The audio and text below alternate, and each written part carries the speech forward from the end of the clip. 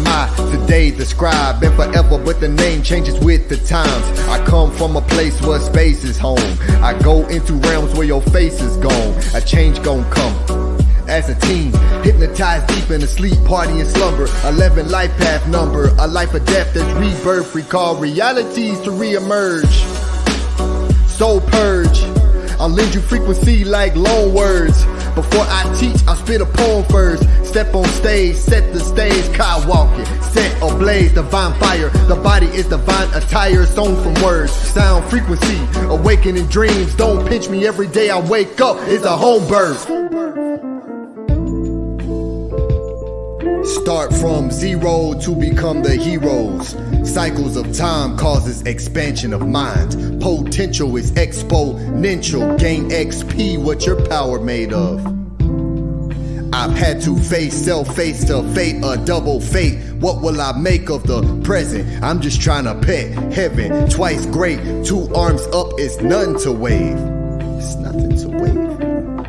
God separate the waters from the waters. Genesis 1 and 6. See, that source is thousands of years prior to a Bible even existing. It's called the pet, word for heaven. Watchers of noon, primordial, pre-ordered, bringing order in order. Its law the scales will represent. A double gift, re-present, Ray is present. Ra, amen to the God inside. The crown will glow as consciousness grows. So what assignment are you on?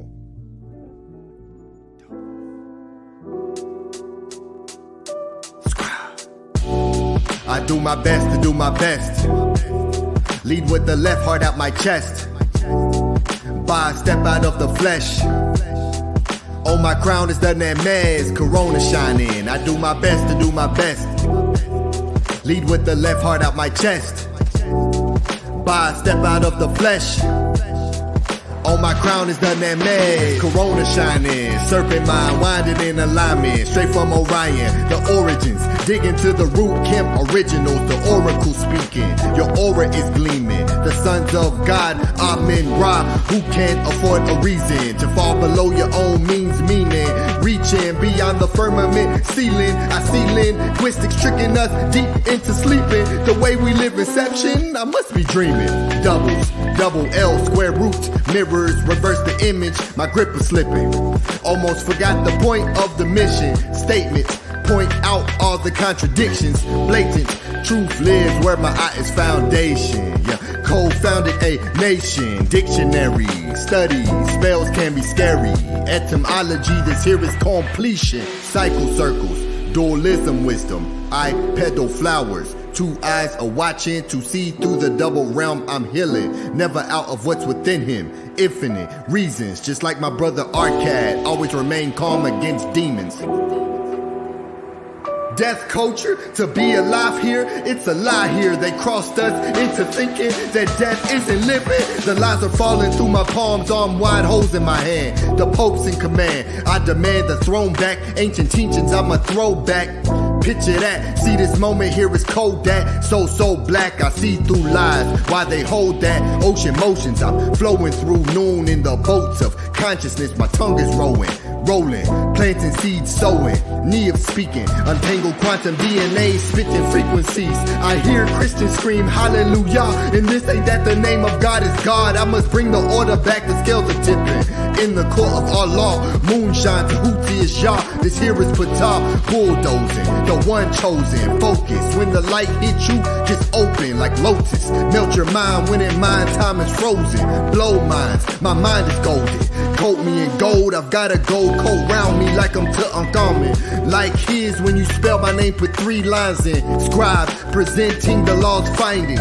Who's he? I me, an echo of Tehuti. Yes, I do my best to do my best. Lead with the left, heart out my chest. By a step out of the flesh. On my crown is the Nemez, Corona shining. We do our best to do our best.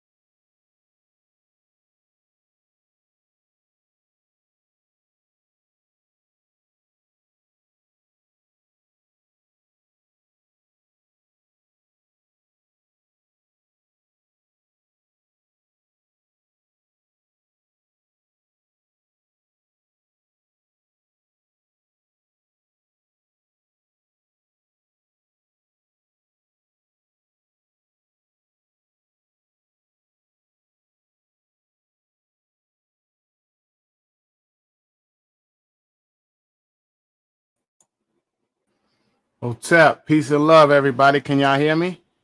How's my sound? Yes, what's up, brother? Hotep, peace and love. Welcome, everybody. Welcome to Teachings of Ma'at Study Guide Sunday. Today's topic, In Ma'at We Trust, Part 2. Nature's Our Greatest Source by the mighty Menkhu Ara Meri Maat. Before we begin and I introduce everybody on the panel, we will begin as we always do with our beautiful affirmation. On the count of 3. 1, 2, 3. Unki Ma'at, Un-N-S, Nintet Oset Ma'at, Min Hepapet Ma'at, Her in Hu Kui, Her Ikut. I live for Ma'at. I exist within her. I do not speak in the place of Ma'at. Every day I advance towards Ma'at. My being is surrounded in darkness. I come forth as conscious light. Peace and love, everybody on the panel. Welcome to a beautiful show. I am the mighty ETH Maat. I am the chairman of the organization, the Techetu. I'm also a student of the master teacher, the great Tehuti Amenhotep Ra, and the host of this weekly study guide, Teachings of Ma'at. I'm a true-hearted follower of truth based on ancestral artifacts and a love of my people unconditionally and dedicated to learning the metal netta and a loyal defender of Ma'at. Next, we have the general, the great Ahati Ma'at. Ahati Ma'at was taught under the great Tehuti Amenhotep Ra. He has been a serious student and teacher of Kemetic culture and history for several years. He has written multiple books, including the textbook called Journey of Your Soul series, essays and articles. Furthermore, he hosts in-person and online classes, weekly podcasts, and periodically creates documentaries. He also has experience in public speaking and academic debating, and he is also responsible for the creation of this weekly study guide. Next, we have the great scribe Ptah Aten Tehuti. Is a writer, poet, spoken word artist, audio producer, engineer, healer, spiritual advisor, consultant, and business creator. He is a master student of the Natiru, a true follower and protector of Ma'at, a scribe of Tehuti and Ma'at. He studies under the master teacher, the great Saba Tehuti Amenhotep Ra. For the scribe, quality always outweighs quantity. He enjoys observing reality and incorporating those observations into his writings and creations to assist in awakening dormant DNA and reversing of negative hypnosis. And for our presenter for the night, the mighty Menkhu Ara Meri Maat specializes in training, educating youth workers, counselors, educators about arts, culture, and history. He travels the world to experience how people live, and he shares it with everyone who is interested in learning from the research he has witnessed. Menkhu has a master's degree in entertainment and media business and has been working in the music industry and with nonprofit agencies providing program planning and promoting concerts and community events in the Madison area for over 30 years. During that time, he has facilitated the following innovative after-school programs for Madison School Community Recreation, including Hip Hop 101, Music Production 101, and MP4 music programs for youth. Welcome, everybody, to a beautiful show. Hotep Ma'at. Hotep, brother. Hotep, brother. Peace. It's going to be a beautiful show, everybody. Shout out to Angela Gates. Shout out to you, sister. Shout out to Malkia Mengu. I hope I'm saying that right, sister. Shout out to Squano Trending. Teachingsofma'at.org. Shout out to you. Peace. Shout out to the Tanya 23 Experience. That's a new name. I haven't heard that name before. Shout out to you in the chat. Menkhu, we ready for you, brother. How's everybody's weekend been? Weekend's been good. Very good. Yeah. It's my daughter's Earth Day today, so celebrating Jada's Earth Day. We had a great day today. We had a great weekend, actually. It's been busy. It's been nonstop, man. But welcome, everybody. Yeah, happy Earth Day to the beautiful Jada. I know it was wonderful, and she had a great time with you, life of the party, and her family. So peace and love to you, Jada, and happy birthday. Peace and love, everyone. Hotel Ma'at. Welcome to another fantastic episode. The teachings of Ma'at is going to bring you the great brother Menkhu Ara Meri Maat. Is here to uplift our consciousness and get rid of the poverty mindset, because Ma'at is about abundance on every level. So peace and love to everyone. So I want to, as we always do, start our show with showing the support that we receive before the show. So I definitely want to show and acknowledge those people who support us prior to this show even coming live. All right, so first we have the great brother, the most consistent supporter on YouTube, supports T.O.M. and the Tehuti podcast, the great brother Nito Campbell.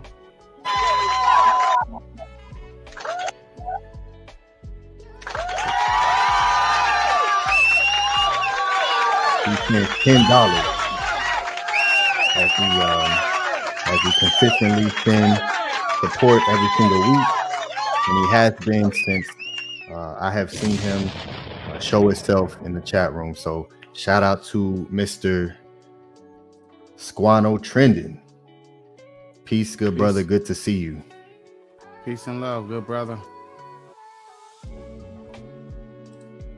All right, next we have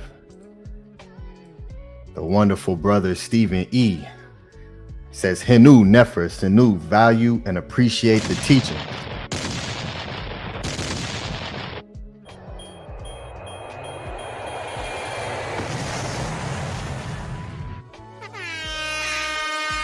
Gotta give Stephen E the hand claps too.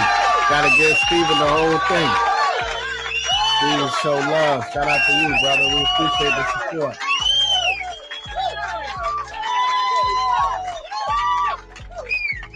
Absolutely. Peace and love, great brother Stephen E, for your consistent support that you are consistent with, and excellent that you are also consistent in the meta-netter class as well. So to you, good brother, for embracing Ma'at and speaking about Ma'at to those around you. So shout out to you, great brother. All right. So for all of those who are new, and for those who are also watching this live stream on the playback, we are a reciprocity system, teachingsofma'at.org. And as you see, we have wonderful supporters. So shout out to all of you. And if you all want to support, you can support us through PayPal or Cash App. PayPal, Teachings of Ma'at, Cash App as well, Teachings of Ma'at. And you can also find us on our website, teachingsofma'at.org/donate. And this is a beautiful way for you to support the TOM so we can continue to grow and bring these high level classes to everyone here. All right, I'll run down some of our social platforms to let you all know that we are in many places, outside of just YouTube here. So first I want to show you all Rumble. This is a platform here that is very similar to YouTube, but the thing about Rumble is it's less strict on what we can speak about. So this is a great platform for us to utilize to not worry about getting striked for certain things that we teach and we talk about. So you all can go here. If you don't have a Rumble account, create one. It's a wonderful platform as well. It's just like YouTube here, and there's a lot of great creators over there who can speak more candidly about their content. So you can join us here. All our links are in the description box right below us. So rumble.com/user/teachingsofma'at, and follow us there. All right. And next, we also have our Spotify class that is now we are adding our classes to Spotify as well. So this link is also in the bio. and you can listen to us through your Spotify playlist. Add us to your playlist, and you can listen to us if you prefer that rather than playing the YouTube video. So this option is available for you all. Our Discord community, this link is also in the bio. Join our Discord community. This is wonderful. We hold our monthly meetings here. It's free to the public to come forth and let yourself be heard and bring forth your ideas on how you feel that we can improve. It's a wonderful open platform for everyone to communicate and share information, share the books that you're reading throughout the week, share information that you've come across, new information, posting in Discord link for the community to see and recognize. It's a beautiful platform. So if you're not a part of this, be sure to join that and hit that link in the description box. And if you want to have access, an easy way to remember to find all of our platforms, of course, is teachingsofmaat.com. We have teachingsofmaat.org, which is our home website. And we also have teachingsofmaat.com, which hosts all of these platforms here in one space to keep things consolidated and easy for you all to find us and find what we're doing. Website, email, Rumble, PayPal, our Ethereum address, our Discord, our audio books, our TikTok, our Twitter, everything is here. So be sure to add this to your bookmarks as well, teachingsofmaat.com. All right, and lastly, I want to show, bring something new to you all. Let me bring something new to you all. And let me see, let me click this here. All right, so we have the business promotion side where you all can use this platform to showcase your business, to promote yourself, so people can find you as a business. The best way to have a successful business is to promote it. So this is a beautiful way for you to promote your business. So if you have one, you can just reach out to us, and we can negotiate for you to be able to present your commercial or your products here on the Teachings of Ma'at.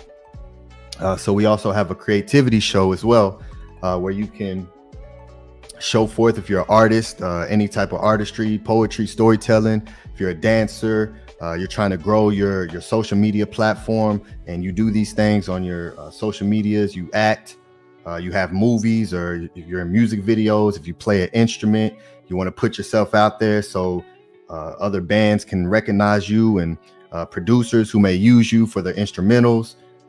There's a beautiful variety of things that you can do to showcase your talents, so people can recognize you. So you can reach out to us for that. And we are also adding a new section here for those with a competitive spirit and for those who would like to win some money. So we're incentivizing a brand new section of this talent show. So T.O.M is hosting our first talent show. Put your competitive spirit to the test. Here is your opportunity to test your abilities in a competitive environment and win a cash prize. So the brother Menkhu Ara Meri Maat will provide more details for this here. So we are opening a lot of doors for you all to walk through, to allow yourselves to be seen, and to also win some prizes here. So with that being said, there are a ton of new things that you can continue to support us with. So just continue to do what you're doing. The wonderful supporters, you guys are awesome. You guys are excellent. We love you very much. We definitely appreciate all that you do for us.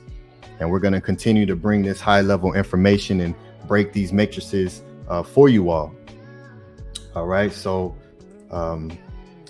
we did receive some more support in, so I'll gather that together and I'll pass the mic to either one of the great brothers, Ahati or Menkhu, if you all would like to speak more about the talent show.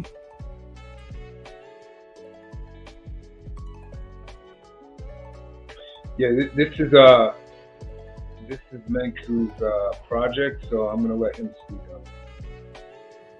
Peace, peace. Can y'all hear me okay? Yeah, your sound is great, brother.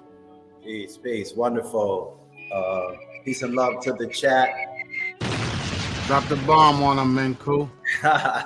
Peace and love to the chat. Hotel to the brothers on the panel. We are hosting on July 2nd a talent show. The first place prize is $100.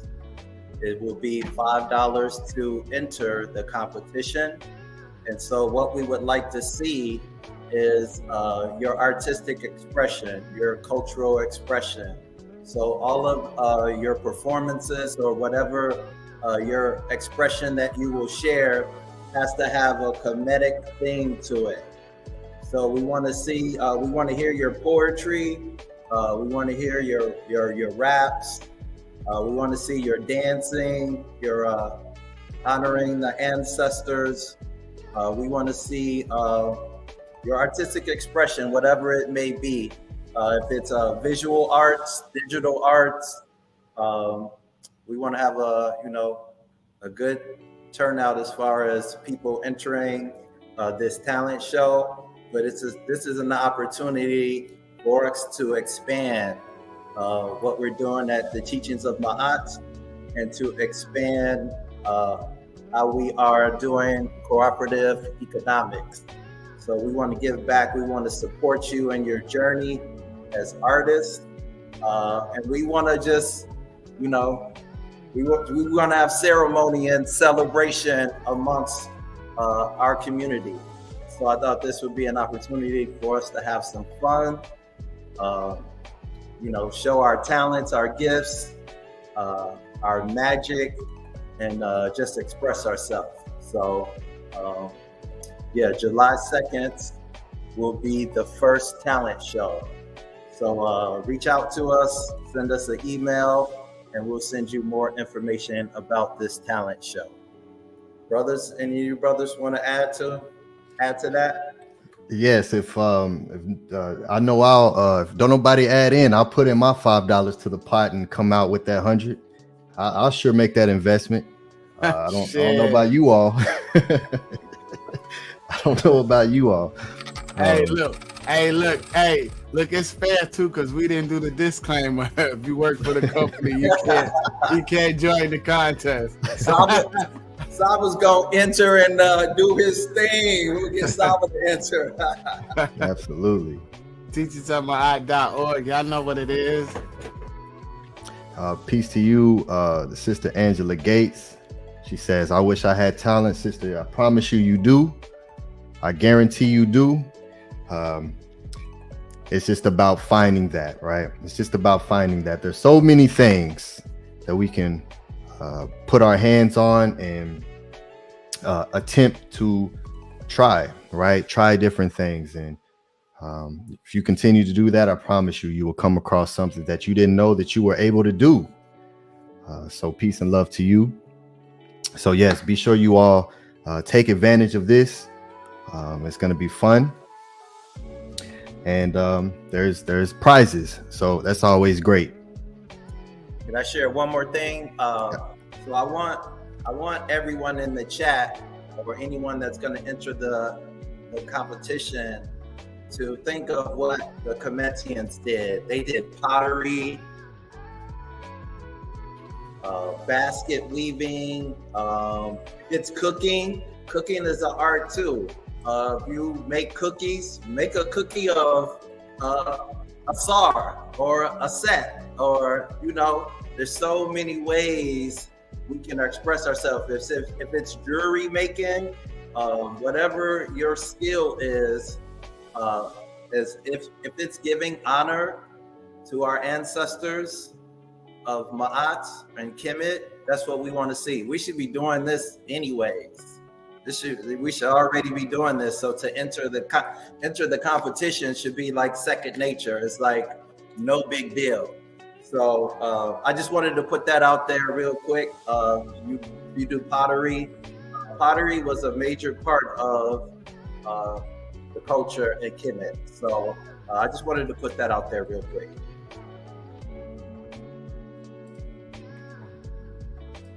Absolutely, great point. There's so many things that we do. We're the most creative people on the planet, right? So just be creative and be free. Allow yourself to try new things, and don't be afraid of failure. You know, that's the number one key, is you must not be afraid to fail, because you're going to 1,000 times before you actually get it right. So when you understand that, it makes it a lot less intimidating to attempt to try new things and to bring this forth for everyone to see you and watch you. The courageousness behind it will motivate other people to do it as well. So absolutely, teachingsofmaat.org. Be sure you go there to sign up for the newsletter. I'll show that really quick so you all know. Teachingsofmaat.org. This is in the panel as well, or in the description box below us. Everything is here. So when you scroll all the way to the bottom here, you'll see a subscribe section. You put in your email address and you'll be added to our newsletter list that we send out every single week. And anytime we need to make a large announcement, we send it out through the newsletter. So this is continuously growing. It's beautiful. New users, you sign up, you get 10% off in the shop section, which is this section here. And we have our merchandise, the T.O.M. Tehuti's Teachings of Ma'at merchandise, short sleeve, long sleeve hoodies, 10% off when you sign up for the newsletter, and 10% off for all members for the entire time that you are a member. So gather up the merch, get it for yourself, your mates, your children, and it's beautiful. So continue to support us in that way. And last, I'll show the teachingsofmaat.com. This is where, when you type in teachingsofmaat.com, it'll take you to our flow code page, where you can find everything: Tehuti podcast, the TikTok, Twitter, the Spotify, Rumble, Discord, SoundCloud, Cash App, PayPal, and our Ethereum wallet address. So everything is here and easy for you all to find. All right, teachingsofmaat.org and teachingsofmaat.com. All right, great brother Menkhu, we are ready for you. Peace. Wonderful. Thank you, brother.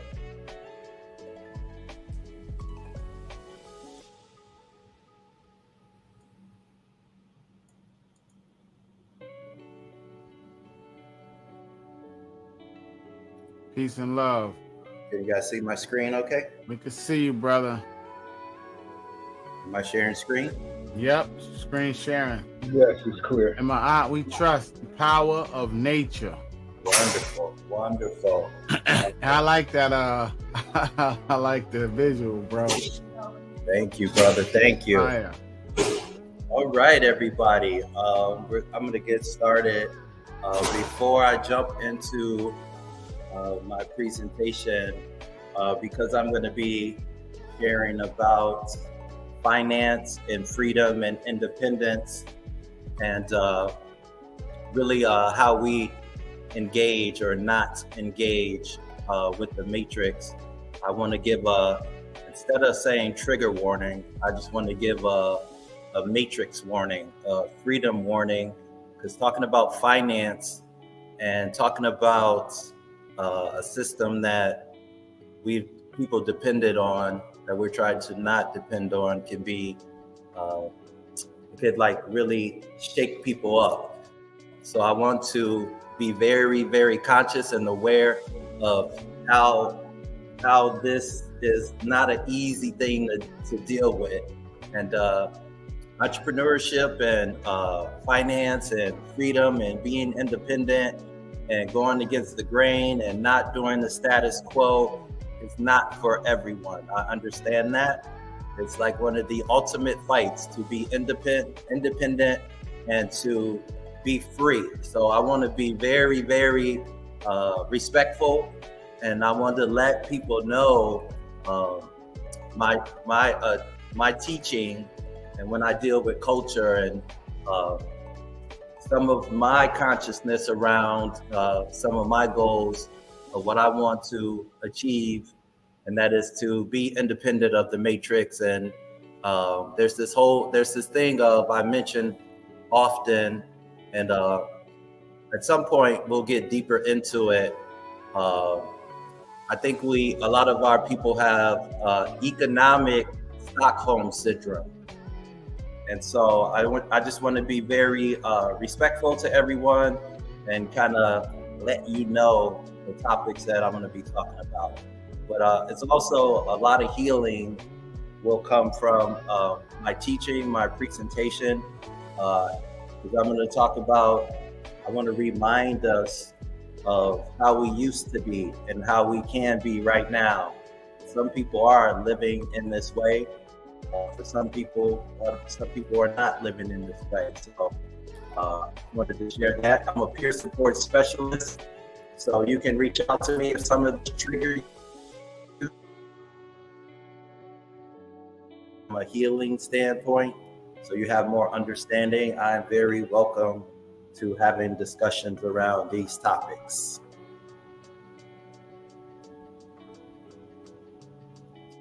So I'm going to be talking about how to be financially adept in Ma'at.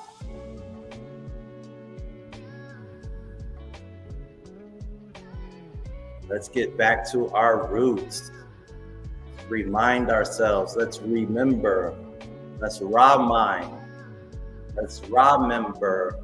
our roots and who we are.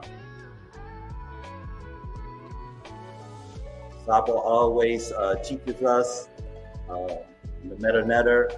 Ma'at means to examine, to inspect, and to see. Nature is our greatest resource. You're gonna be like, Menkhu, what do you mean? Menkhu Ara, what do you mean? Nature is our greatest resource. Well, if you look at the Neteru,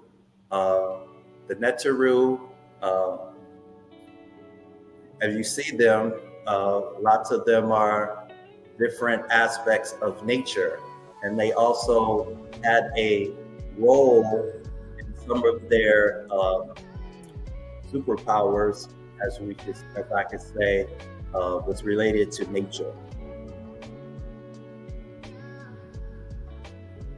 In my presentation, we'll explore how connected and imbued the Kemetians were with nature.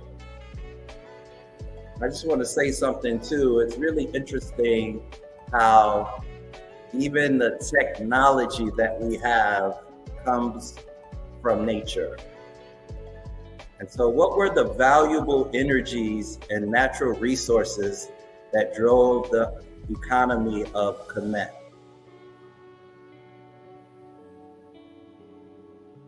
One of them is the nature of who we are. Sound like vibration. The word, as our Per E Ani taught last week. In the beginning was the word, and the word was. So I'm gonna try and play a video. Scribe, can you lower the background music a little bit? Thank you, Tua. This will be my first time trying to share a video, so you guys just give me 1 second. Let me see. Try to navigate this.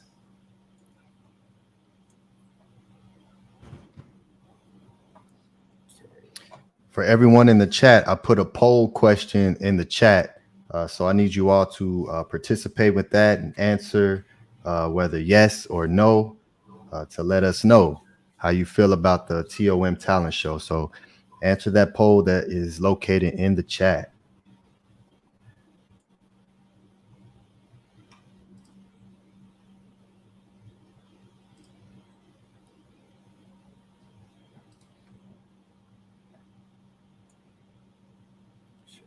Shout out to Big Vapes. We see you, good brother.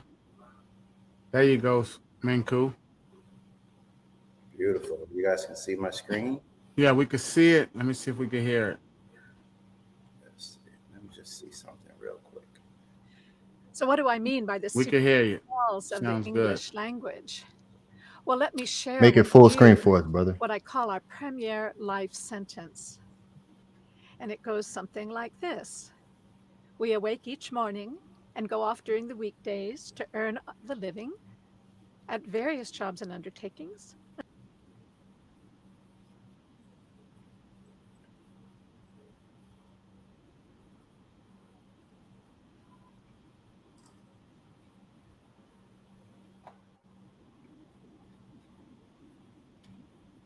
Right.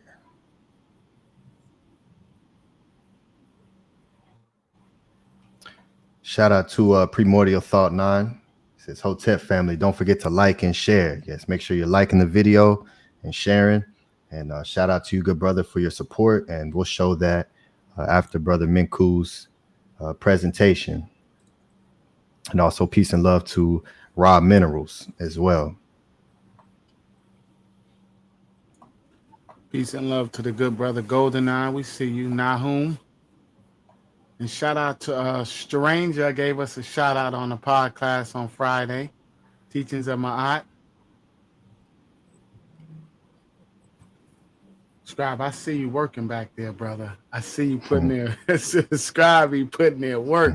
Hey, Scribe, you sure you not Vortex Ninja, good brother? Scribe, you putting there work. Menkhu, how we doing, brother? Oh, can you guys hear the video? See the video? No, No, you stopped sharing. It stopped it. I think you tried to make it full screen. My bad. 1 second. Hold on.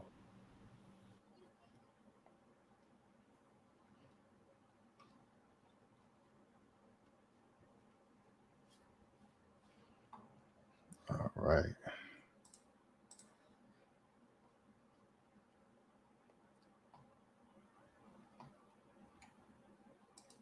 Big Vapes. Peace and love to you, good brother. All right. I'm excited to see what the great brother Menkhu is going to be bringing forth. We're finna get into these spells. Uh-oh. You see it say secret spell of English language. There you go, Menkhu. It's playing. There you go. It's big screen. So what do I mean by the secret spells of the English language? Well, let me share with you what I call our premier life sentence. And it goes something like this. We awake each morning and go off during the weekdays to earn the living at various jobs and undertakings until we come to the weekend. And this seems perfectly acceptable to most people. However, more people die between 6 and 9 on a Monday morning than any other time of the week. So I do what I call a translation of the English language, and I spell that Trance with the idea that words cast spells. So when you translate that life sentence, you remember that awake is a funeral party for the dead. Mourning is the state you're in when you attend a wake.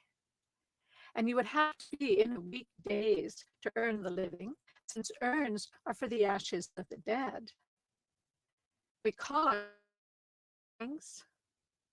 Job itself is a Hebrew word for persecuted. And what we get at the end of this perverse, we become progressively weakened ourselves. And so our most prevalent greeting to each other is hello, the reverse of which is, oh, hell. And at first, I suspected the hands of collusion entangling the language to foster illusion. And I think it's quite true that a culture's theology has a great deal to do with the word's etymology and how it evolves over time to combine incompatible meanings that may undermine the original thoughts it was meant to define. But now, I don't think it's planned, for the thing that I've found is that like concepts can gravitate toward the same sound and vibrate at the rate that our thoughts designate.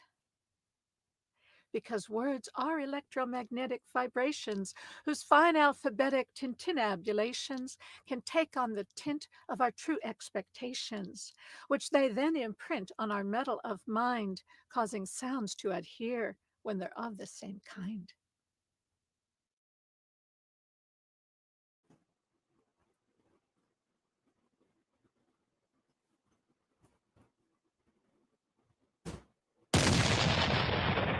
Menkhu, she was.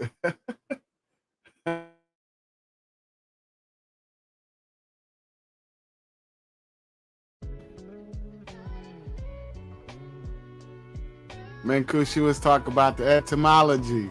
Oh yeah, she was not playing. Ani, I thought she was finna start rapping.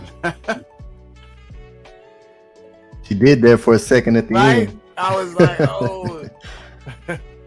Shout out to you, Menkhu. Peace to our brothers.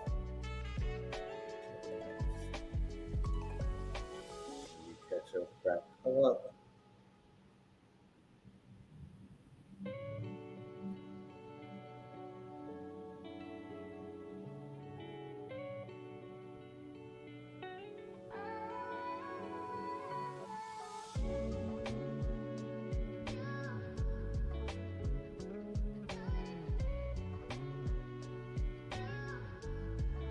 Okay, wonderful.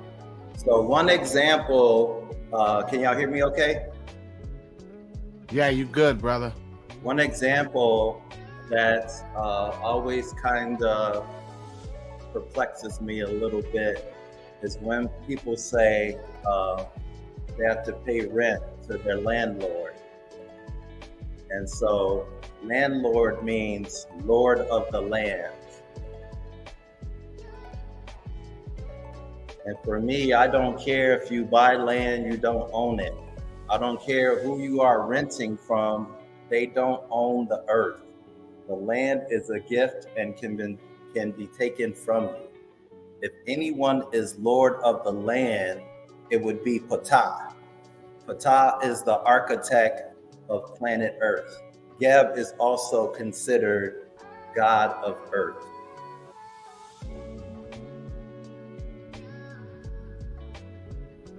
Ptah, creator and maker God. Ptah created the world and all living things. He spoke the world into existence and was responsible for creating the gods and goddesses who ruled the universe. So I'm going to share a hymn in praise to the god Ptah by the glorious King Ramses III from the Great Harris Papyrus.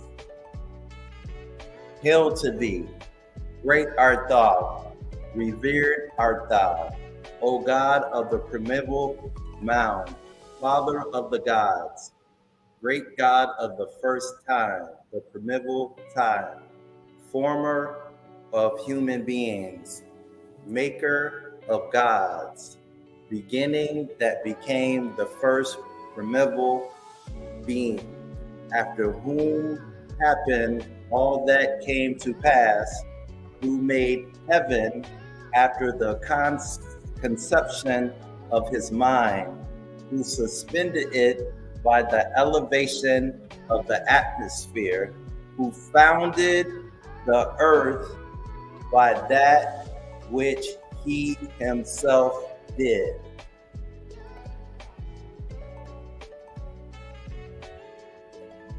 Geb was the Egyptian deity of the earth.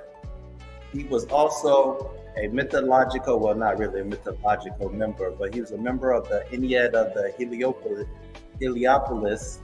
Moreover, Geb is also called the father of the snake. It has been stated that Geb's laughter created earthquakes. Overall, Geb is considered the god of earth, vegetation, fertility, earthquakes, and snakes. This is a hymn to the god Ptah from the Berlin Papyrus 3048. Adoration be to thee, O Ptah, he who found the two lands, the mountains and the deserts, and keeps the green through water which comes from heaven. He who covers with dew the twigs of the trees which are in every mountain land. There's nobody who could live without thee, because breath comes out of thy nose permanently, and one out of thy mouth. The tree of life grows up upon thee. Thou makest green the land, so the gods, humans, and cattle have abundance. He who brings forth the Nile from his cavern, who makes prosperous the tree of life, and cares about the portion of that which comes out from him. Again and again in his name of Noon, who sets in motion the primeval waters of heaven and expels the water and the mountains continuously in order to keep alive mankind, and his name of Ptah, the creator of life. Well, I guess if you can own the earth, you can own stars as well, correct? Well, actually, you can buy stars. Is anybody familiar with this? Anybody on the panel, in the chat? Did you know that you could buy stars? Not me, Menkhu. Okay, cool. Let's get into this. Here's Tupac just got a star. Yeah, I know you can buy a star in Hollywood. Yeah, Hollywood. Tupac just got a star on the Hollywood Walk of Fame or whatever, the sidewalk. Yeah, nah, I'm not talking about that. I'm talking about a star in the cosmos. There are websites where you can buy a star in the sky. Here's one of the ads. I guess Menkhu. Yeah. They already got us buying water, so we might as well buy stars. They got us paying for water, paying for electricity. Yeah, I like the way you think. I'm gonna get into that too. So you can name a star. Check out their ad. This is the website Cosmonova. Buy a star in the sky. Name a star. It's the best gift in the universe. Okay. Wow. Okay. I could buy a star. Interesting. Okay. Here's another website. And I'm not promoting these websites. I'm just sharing my consciousness and awareness of the Matrix, things that are happening in the Matrix. This is a website, Star Name. Name a USA visible star. And so you buy a star and put your name on it, or whoever's name you want to put on it.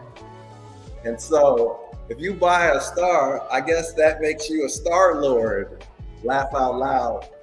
Whoever you rent a star from is your lord of the stars. Please stop. That's just you're not a star lord. Like that's just funny to me. So, but I guess I can't knock the hustle. They finessing and people are buying stars. Who am I to judge? Seems a little seems interesting to me. So this will be a theme that'll continue on throughout my presentation. What were the natural resources / energies the Ptahitians work with to generate wealth? Did you know Ra, the sun, was used for solar power in Kemet?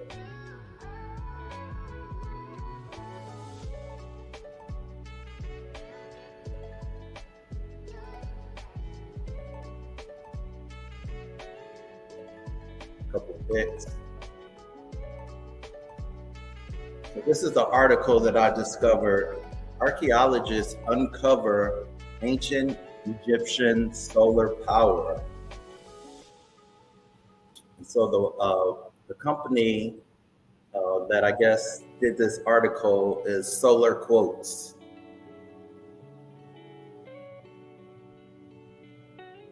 A set of papers published in the International Journal of Antiquity last month had revealed ancient, let me see if I can make this bigger. Okay.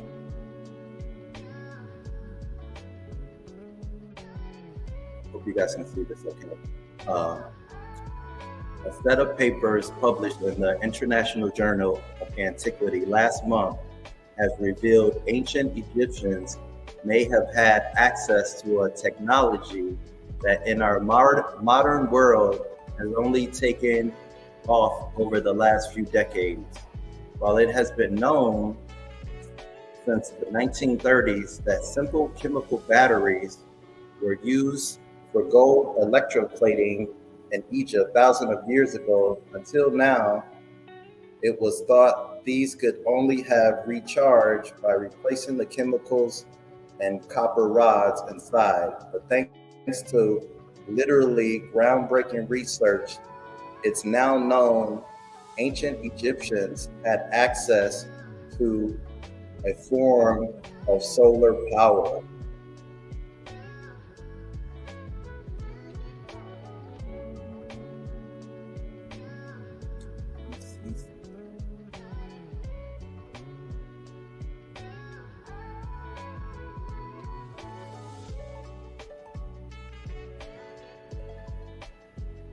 So this is what they use to access these solar cells in ancient Kemet.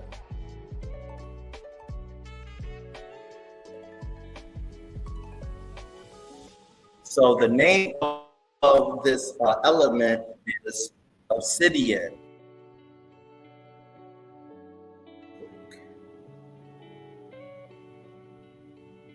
Sorry, you guys, this is really small. We can see it, bro. Okay, cool. The obsidian, dark, hard, glass-like volcanic rock. Awesome. The number 1650s or 1630s? I think it says 1650. Perfect. And so it's really interesting in this etymology definition. You guys can see lapis right there. And so one of the things that we learned throughout the pod class and in the meta-netter, lapis lazuli is not the original name for this stone. And so the original name for lapis lazuli is Kesbet. To be blue, to shine like heaven.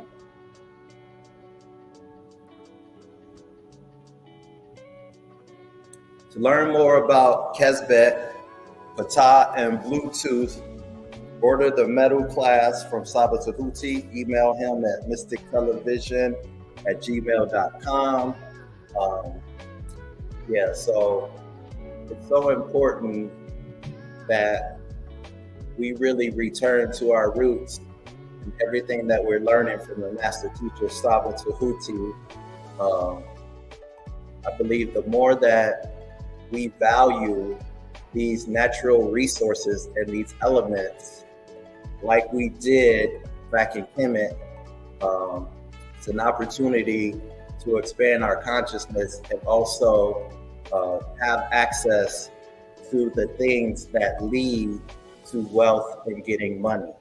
And so many times we're chasing the dollar, but we're missing the opportunity for expansion.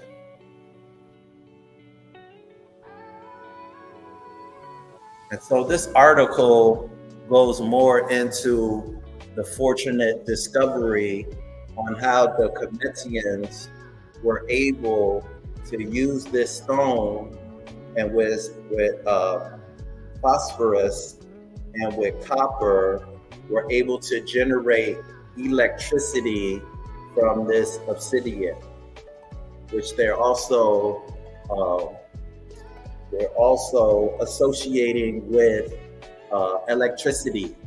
And so they're also associating it to Kesbet, what you may know as lapis lazuli. And Saba Tehuti has an amazing class, I won't give it away, about one of the technologies that we are using excessively in this new technology era. So I won't give it away, but I definitely would advise you to order that class I know Saba's super busy, but the way that I was able to expand my consciousness is doing one-on-ones with him. I know he's super busy, but the way that I was able to access classes with Saba and a lot of the tools that I'm using to encourage me and to empower myself came through those one-on-ones, and I was super persistent. And so you can also do one-on-ones with Brother Ani and Brother Ahati.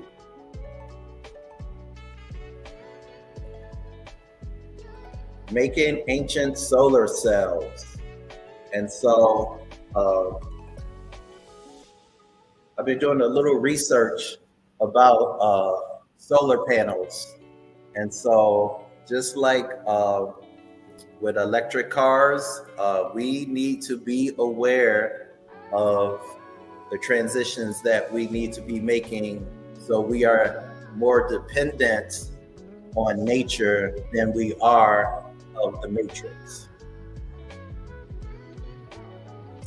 Can anyone in the chat name the Senegalese rapper that brought light to 600 million Africans in 14 countries?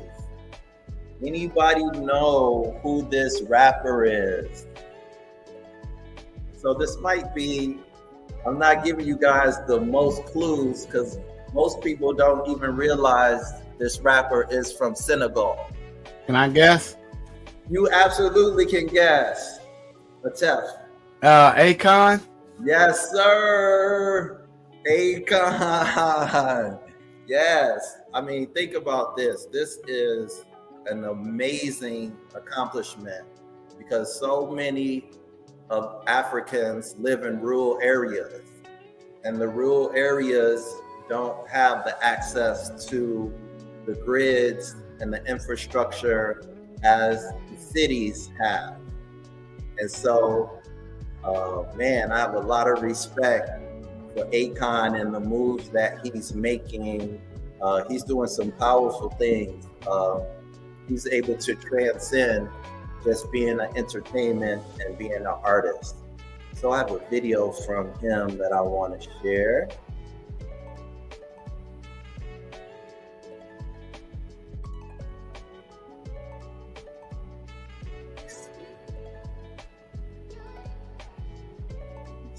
Can I just do this? That way.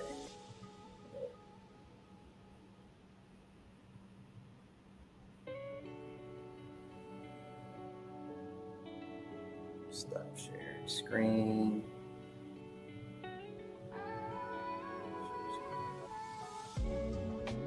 It showed his face, but it didn't play, Menkhu. Yeah, that was just a little prompt that I had to show the video. So here it is, right here.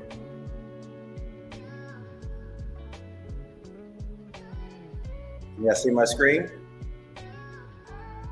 Yeah, we can see it, brother.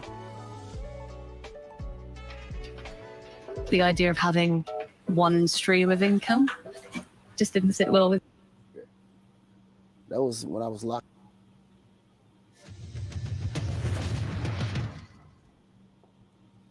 The moment when I realized I had to make a change actually happened before my career. That was when I was locked up. I was like, this has to change. And ultimately, that second chance was given to me with freedom. So I used that freedom as a way of giving back. After meeting so many people, big names, celebrities, you kind of start to realize as well, too, the role that you really do play and the opportunities that do come and the collaborations that could potentially be fruitful for not only yourself, but for everyone else. You do think about projects that you can do. I started the Akon Lighting Africa project because one of my biggest passions was to develop Africa. And I realized that Africa's infrastructure couldn't be developed without electricity. So we wanted to be a part of the leading groups that came into Africa that provided electricity for the rural areas. You know, the rural areas for me was the main focus because that's like the heartbeat of Africa. Majority of the population is in the rural areas, and those are the areas that don't have no electricity whatsoever. So we figured if we can get into those areas, it could be the beginning stages of creating Africa's future from an infrastructural standpoint. But the energy in that area had to happen. So you needed street lights, you need basic electricity, you need home systems, and that's what we decided. From that, of course, other opportunities always come aboard. I want to be remembered for being someone that led the charge to creating Africa's future in a way to utilize their resources to their own benefit. And also, more than anything, a place where it's going to be comfortable to live, safe to live, properly governed continent, and people who want to be a part of that lifestyle that Africa has to offer. You know, be able to travel and visit from all over the world, come to Africa without fear, knowing that they can live a great life.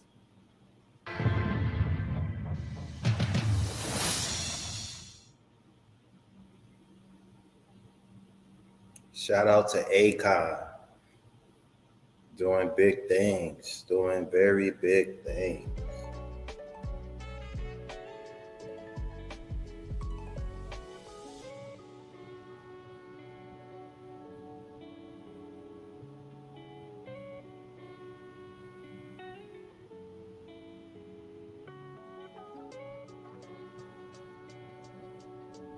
What were the natural resources and energies the Cometians worked with to generate wealth? This is noon. Despite all the various creation myths that the Egyptians subscribed to, they had one thing in common: noon. Even though the myths named different gods as the original creator, they all agreed that he sprang from noon, the primordial waters. Noon was more than an ocean. He was a limitless expanse of motionless water. Even after the world was created, Noon continued to exist at its margins and would one day return to destroy it and begin the cycle again. Water. Atef spoke on this earlier. Here's a question to everyone. How much money do you spend on bottled water? Let's say in just like in a month.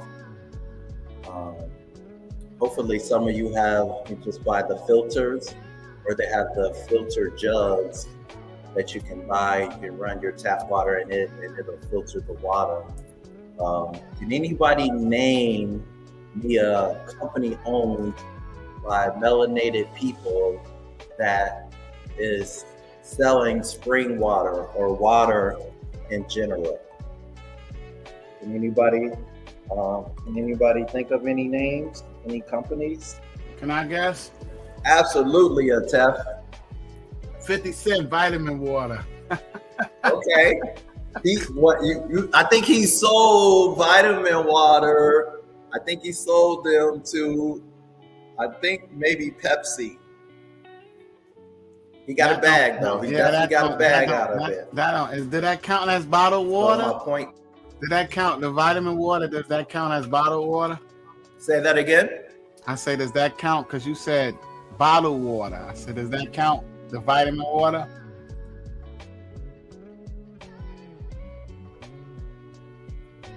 I don't think that's water, my brother. Yeah, exactly. That was a joke, Menkhu. Okay, I'm gonna play this video from this one brother. Ahati and Saba spoke on this brother previously, but I wanted to play this video to give people a little more insights on what he created.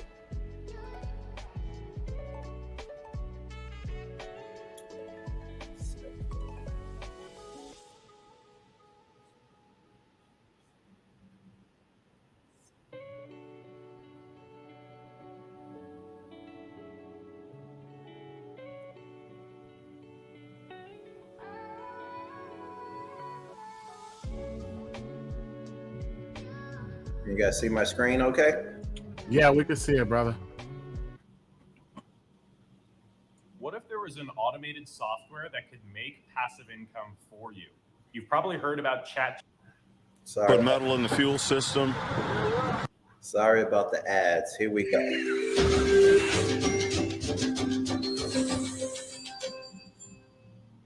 There's a brother that's a Army veteran. His name is Moses West. Now, this brother has designed a machine that can make water out of thin air. And I want you to hear what happened with this particular machine about the people that went to vandalize this machine. Listen to the sophistication of what they were doing to try to ruin this machine. Let's go ahead and roll that clip. They drained fuel. They added something to the coolant lines. They played with electronics. And that's not typical vandal stuff. Less than a week after bringing free water to Flint, Moses West says the green machine he designed to do just that was vandalized. Once they broke into the machine and they destroyed the generator, very technical. They knew what they were doing. It wasn't just, random vandalism, not at all. They destroyed the battery. They put metal in the fuel system. I saw that when I was cleaning the fuel filter.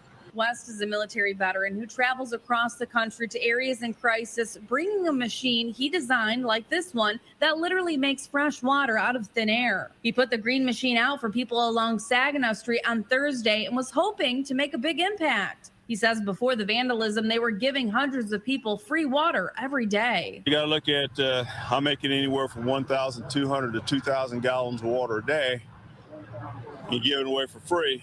That's a lot of money out of somebody's pocket someplace. West says that he can only speculate as to why someone would try to destroy something that was just trying to help the community.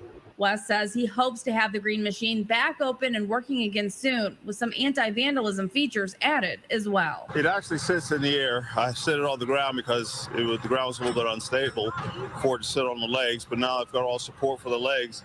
All 21,000 pounds of it'll sit up in the air and make it harder for people to get to do devious things to the machine. So as you heard, what happened to that machine was not just everyday criminal coming around to vandalize something. That was those folks, okay? This man is producing 1,000 to 2,000 gallons of water a day. Basically, you're living off of the grid type of things. This country do not like people, no matter who they are, living off of the grid. You producing your own water. You're producing your own gas. I mean, they have laws in different states where you can't even collect rainwater and use it. That God provides, they try to tell you that because that's, once again, living off of the grid. They don't like that because in this country, everybody has to be controlled, and living off of the grid, you're not being controlled. Like they can't just shut off your lights if your lights is off the grid. They can't shut off your water if your water is off the grid. You understand? If your telecommunications is off the grid, they can't shut that off. They can't track you. They can't do any of that. You understand? So anybody that comes up with something like that, and he's giving it away for free. Now, what he's sitting on, the technology he's sitting on, it's worth billions, if not trillions of dollars. You coming up with water like that a day, and you're not trying to make a dime off of it, you just want to give it to people. These people would love to buy that technology from him. And I'm pretty sure they have asked him many times, hey, could you sell it? I'm pretty sure they threw some big numbers at it. Anytime someone come up with something that they can not only live off of the grid, but get rid of fossil fuels, etc., something happens to the person if they don't want to sell. And when it comes to this brother, the first time they're going to try to vandalize it. The second time around, they may try to come after him. That's just the way they work in this country. You think about it. 2,000 gallons of water the city didn't make money off of. These water companies didn't make off of selling that water. Oh, no, he is a major threat to their bottom dollar, and they will kill for that. Shout out to him. Okay, let me get back into my presentation. I'd love to hear what you guys think about that video in the chat. Let's see.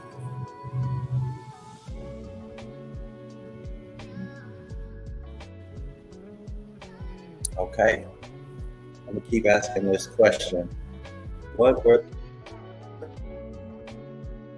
the Netians work with to generate wealth? Not only wealth, it was just the lifestyle, it was the culture, and there was no separating us from what we were imbued with. I learned something. I have so much that I learned for Saba. I want to share, but I want him to share it because he's the master teacher. But I will share this. I had a one-on-one with Saba about what was it about the Netter, the Netteru, the Netiri that made them Netters. He said something, I believe, he said it in a Meta Netter class. So if you are not in the Meta Netter class, the pod class is phenomenal. The pod class is beyond, I don't even have words for how lucky we are, how blessed, how empowered we are by the pod class. But what happens in the one-on-ones and what happens in the Meta Netter class complements that. It's on a different frequency. It's a different dimension. So I will encourage you to try to get access to those. And so I won't give away the gems that he shared with me because those were one-on-ones in the Meta Netter class. But one of the elements is an obvious element that people most recognize Kemet for, and that is our work that we did with the stones, right? And so we have to become builders of temples again. In the city that I live in right now, it's really interesting. There's a corporation here that's called Epic, and Epic sells healthcare software. Epic is one of the fastest growing businesses in the world. And so what's happening, because Epic its headquarters is here in the city that I live in, it's generating income for the city. And there are apartment complexes and condos, they're throwing them up so fast. They're throwing them up like tents, like you going camping. It's like, does not take that much time. And they are building apartments everywhere. And we have to get back into becoming builders.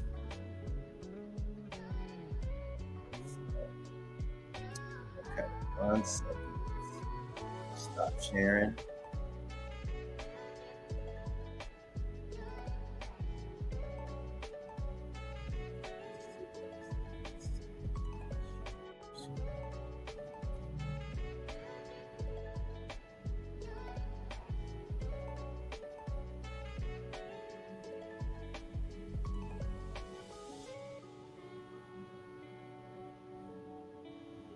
Okay.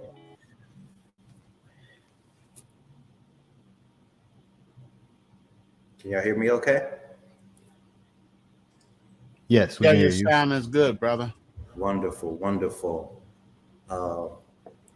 We have to become builders of temples again. Let's see. Let me see something.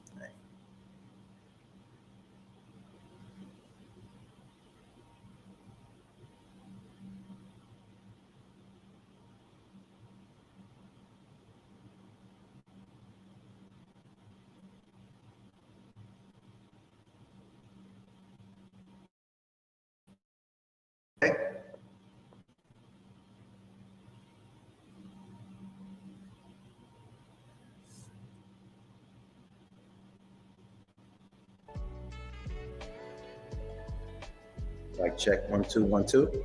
Y'all hear me okay? Yeah, we can hear you. Cool. All right.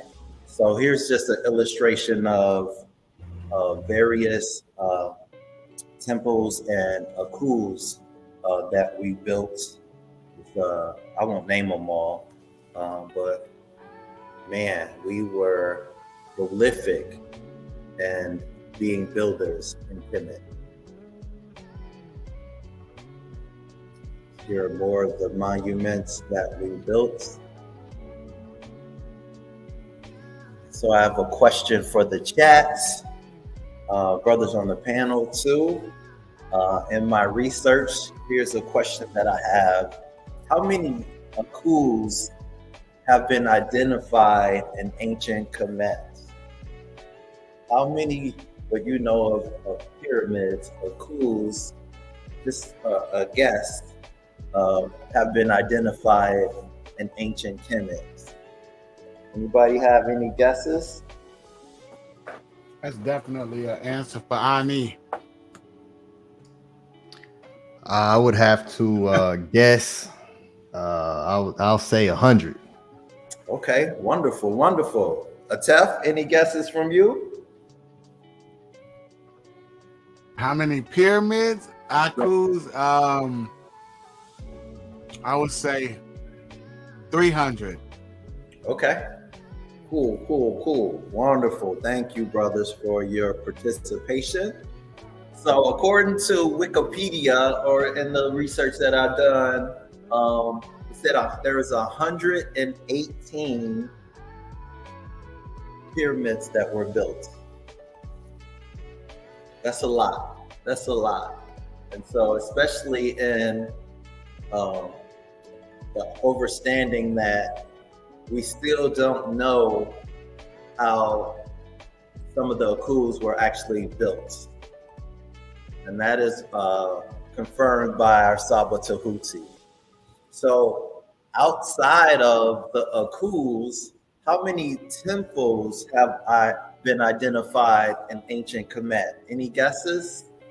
Brothers in the chat, any guesses when we think about some of the temples like the Valley of the Kings and different sacred temples where ceremonies were held and teachings were held? Any ideas of how many temples were built? 50. Okay. That's really close. Yes, Ani. This is not including the Herakuti, as you know, as the Sphinx, but 45 temples. The Kemetians were not playing around. And this is with no cranes, no dump trucks, none of the tools that are used today. They learned from us. The Kemetians were serious on building temples and akuls. And so we have to get in tune with nature again.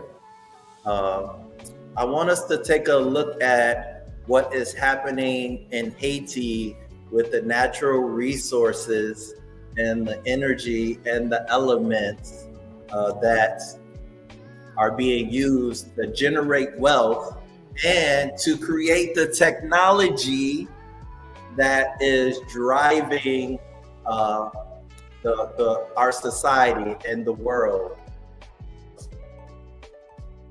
The experience that I had when I went to, before the pandemic, my first trip,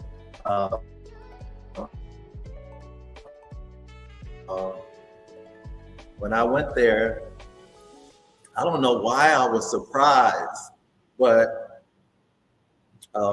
when I went there, actually I was there during like in December, and so I brought a New Year's Eve in, and I was at this one establishment, and everywhere I went, I don't know why I was surprised, but I was really shocked on how many people had cell phones. So Africa, so-called Africa, the continent, has over, you know, 1 billion people.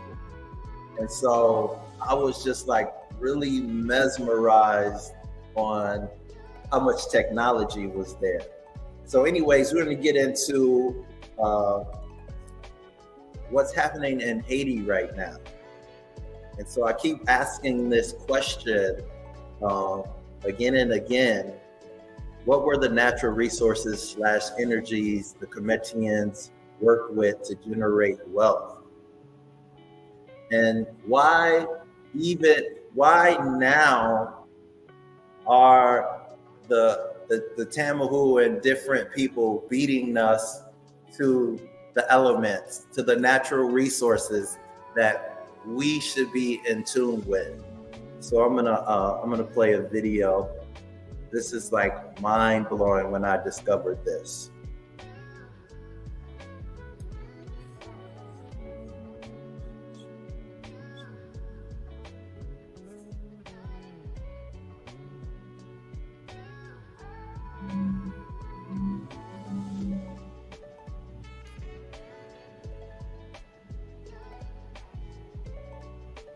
Here we go.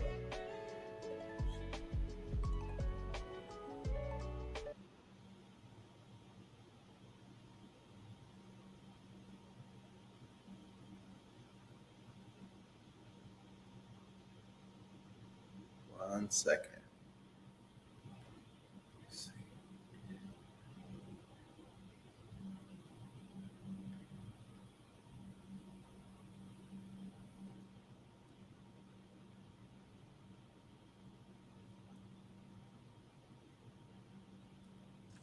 Most people have no clue that in 2023, the best way to make money on Amazon is not with.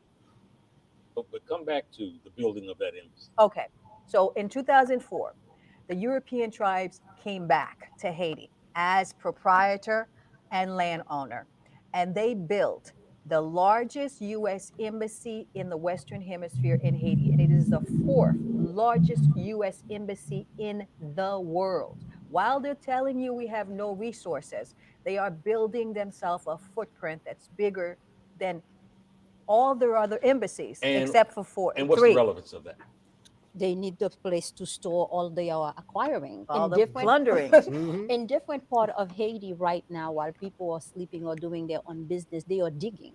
What they dig, they take with the soil, with them. And when they leave, they just leave the hole wide open. In the northern part of the country, where companies goes to mine gold, when they take the gold out, they don't do anything with the soil to assist the people that are living there. So the resources that we have on the lands are being excavated and taken into cars and leaving at night. And beyond gold now, the other resources that are critically important.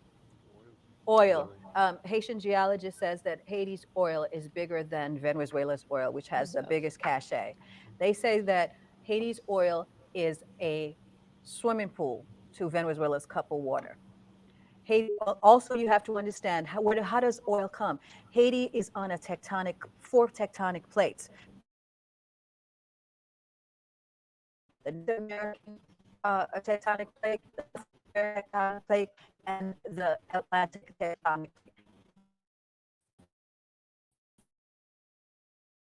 Middle East, okay? But another thing, Haiti has an extraterrestrial material that is found nowhere else in the world except South Africa, and it's the purest in Haiti. 65 million years ago, an asteroid landed in this space. We have an asteroid mountain in different places. We have mountains, they're made of asteroid. They use this asteroid because it's the remain of this asteroid that is so heat resistant that they use for spacecrafts. They have been, Professor Henry Vixamar of Haiti says 1 ton of Haiti's iridium. Iridium. I wanted to get to iridium that. is worth $45 billion. We have mountains of it. So what the UN occupation is that they put soldiers and private military contractors in UN uniforms. They're everywhere in Haiti, digging out the mountains. You can go to Haiti, and yes, you can see. Like I was in Haiti one time, and I saw 12 UN trucks with these black dirt, just going through. I'm like, So they literally, since 1986, with the fall of Duvalier, the U.S. military has been taking out Haiti's iridium. But in addition to, they say, we have 20 billion worth of gold, 8 billion worth of copper, 120 billion worth of oil, and this iridium, we have mountains of it. The United States is in Haiti because of its economic and strategic interests. We are also between Cuba and Venezuela. We're right in the middle, and strategically, they want that space. So right now, they have us as a military base. Tariq, in doing your movie, your 1804, again, spending time there, doing extensive research, did you come upon this kind of information of why the greatest Western power, the greatest power in the world, was so hell bent on having its footprint and armored hold on this nation? Yeah, I was learning that when I was down there. As a matter of fact, when I was down there, people were like, hey, that land over there, Bill Gates owned that. I was shocked to learn how all these people, these wealthy people, are getting land over there. Over here in the Western media, we're told that, everybody's in poverty, there's nothing over there. And people are getting a foothold over there for a reason, and this is the reason. They're getting the resources now. Yeah. I remember hearing one of the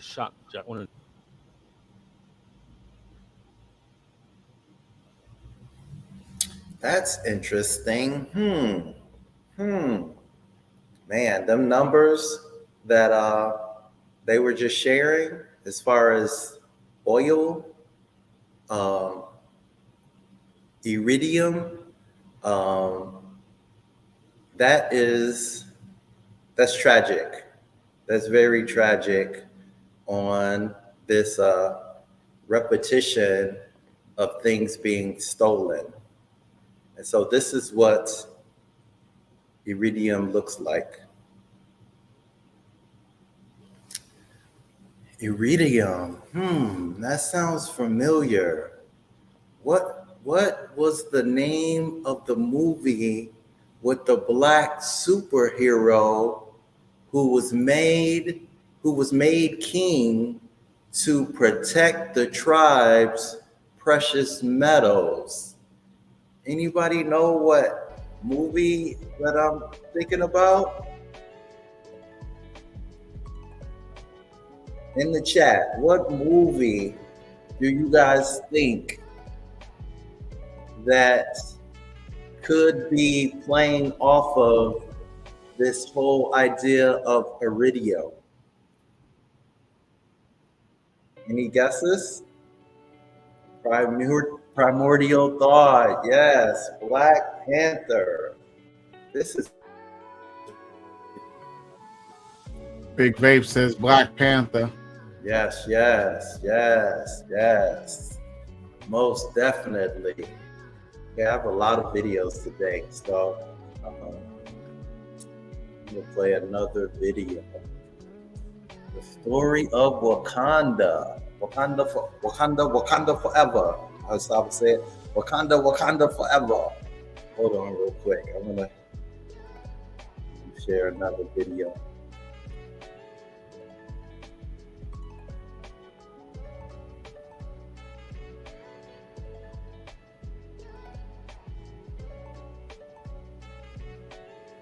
Can y'all see my screen?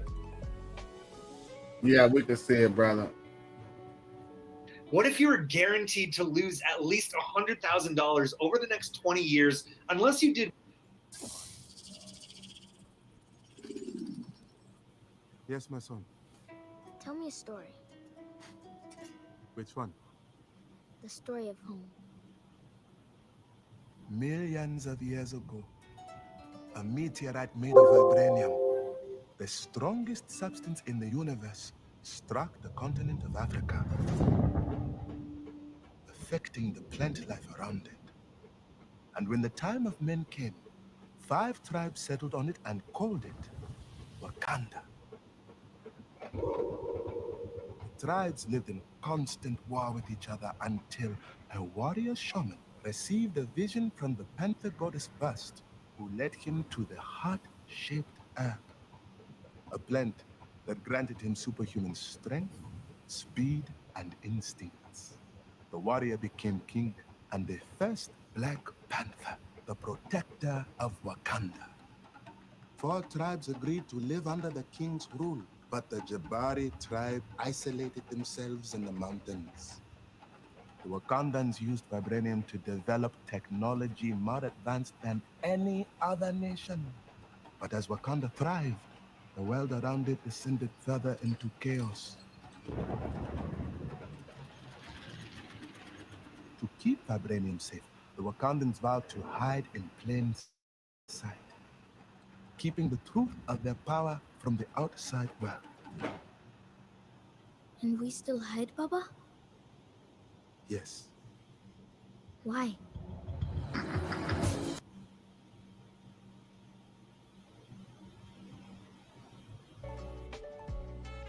Interesting. Very, very interesting.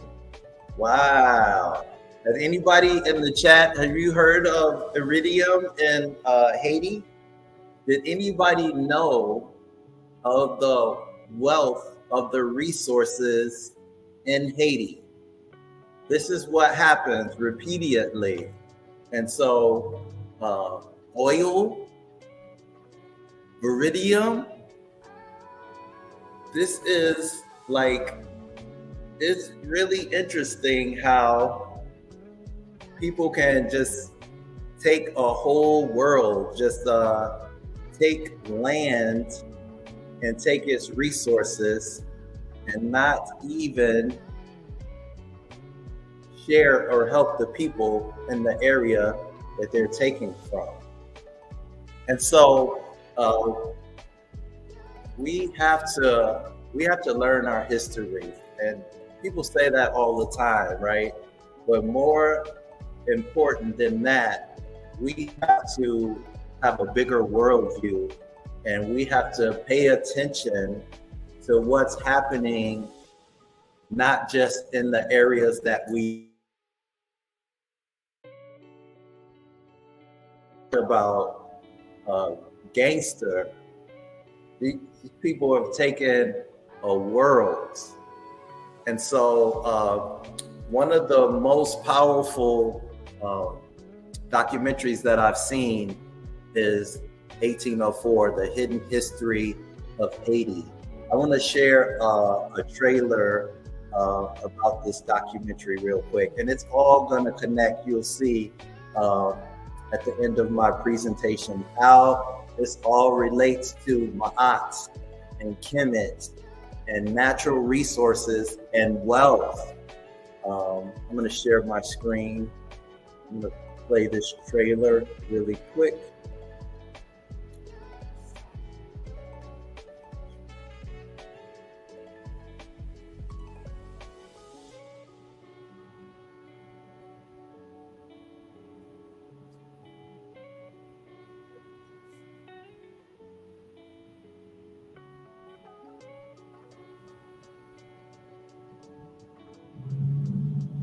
You might have seen videos like this before, but here's the big secret.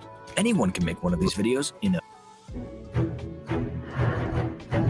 There's nothing that happens after the Haitian Revolution and our fight for freedom across the Caribbean and North and South America that wasn't influenced by the Haitian Revolution. The African people on the island fought all the largest armies of the world at the time and won over each one of them. Whooped the Spaniards, beat up the French, knocked down the British. The Haitians have a pride about them. Their revolution is the most important thing to them. The first thing they instill in you is that you are the first Black Republic.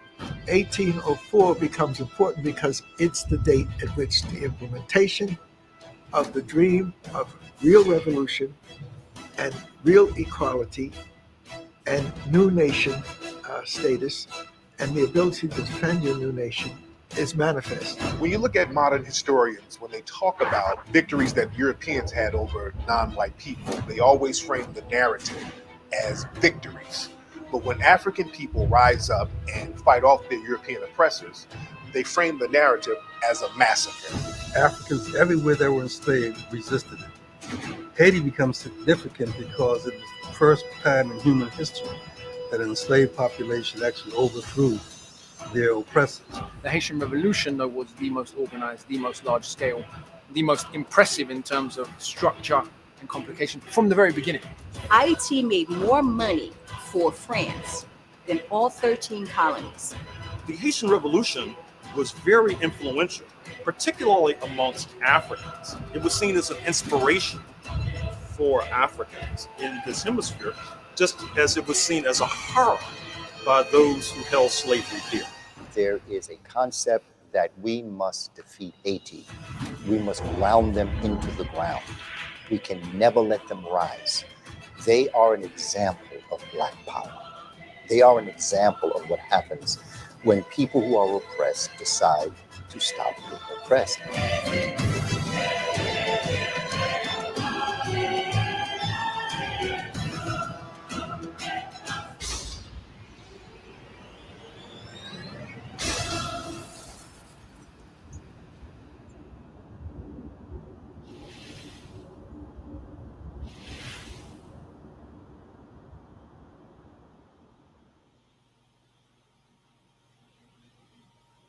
Shout out to the people of Haiti.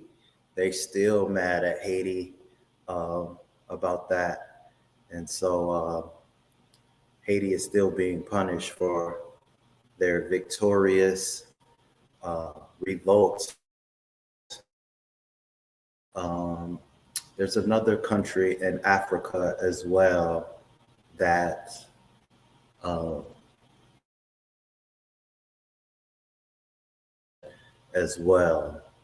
Liberia.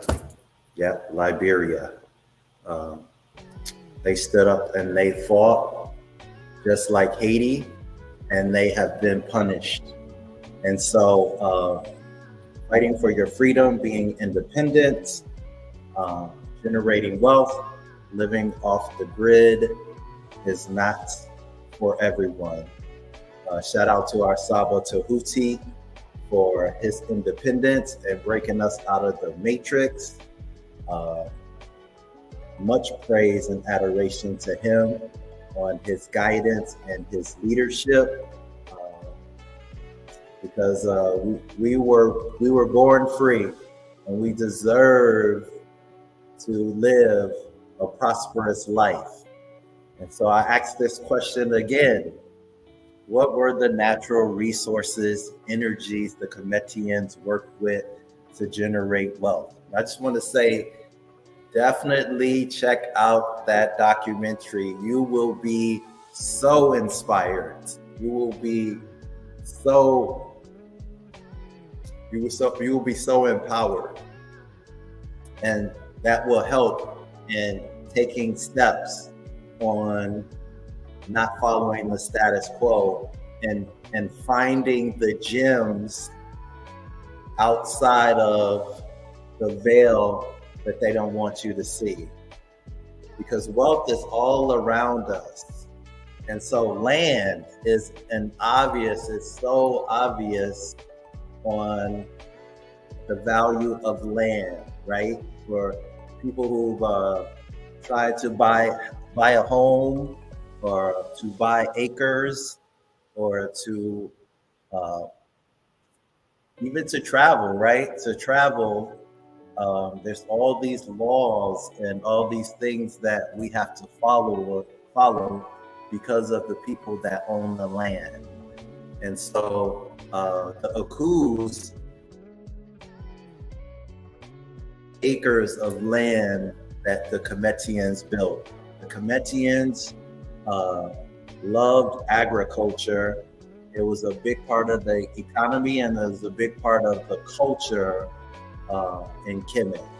And so when I'm speaking of land, not necessarily here. And so we have to remember that, some of us are a stolen people and we are definitely on the stolen land. And so we must not forget or elude ourselves of these facts. And so this is something that I discovered. I don't know how I discovered this, but the government is giving grants for women and Black farmers in 2023. And so this, this journey, this may not be an opportunity that you're interested in. It may be something that you're interested in. Some of our families, when they're brought here in the South, were farmers and were able to develop land independent of oppressors and slave owners.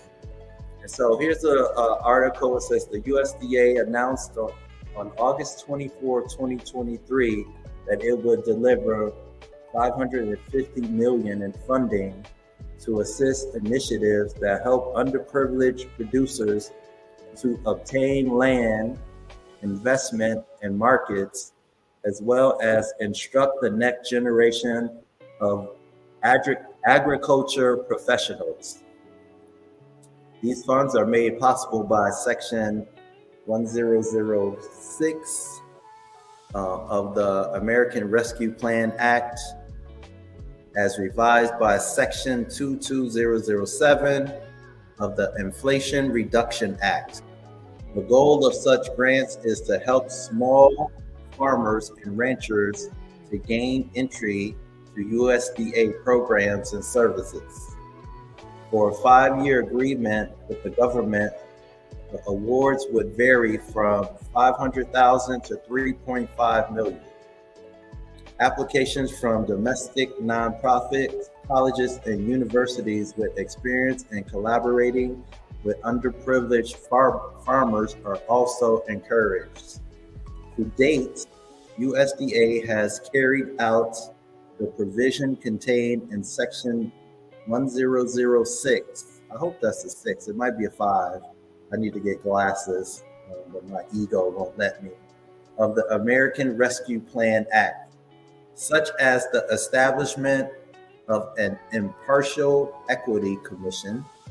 The USDA has offered $75 million in collaborative partnership with 20 groups to offer technical aid to underprivileged producers, including veterans, producers with scarce funds, startup farmers and ranchers, and or producers who reside in high poverty areas. And so I'm personally, I am, if you guys don't know this, I'm a grant writer. I am a visionary and I love to conceptualize things. So this kind of really sparked my interest. And one of the reasons why is, I think I don't really want to live in cities anymore. It's just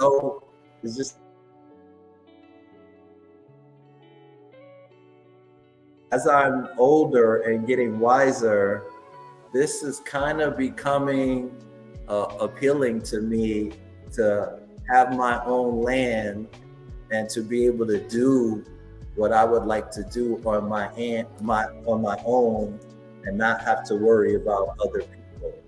And so that's the independent mindset that the Cometians had. They were very independent and self-sufficient and was not depending on other people. Yeah, trade was a part of the economy because people were coming to Kemet because they were hearing about the thriving culture that they created.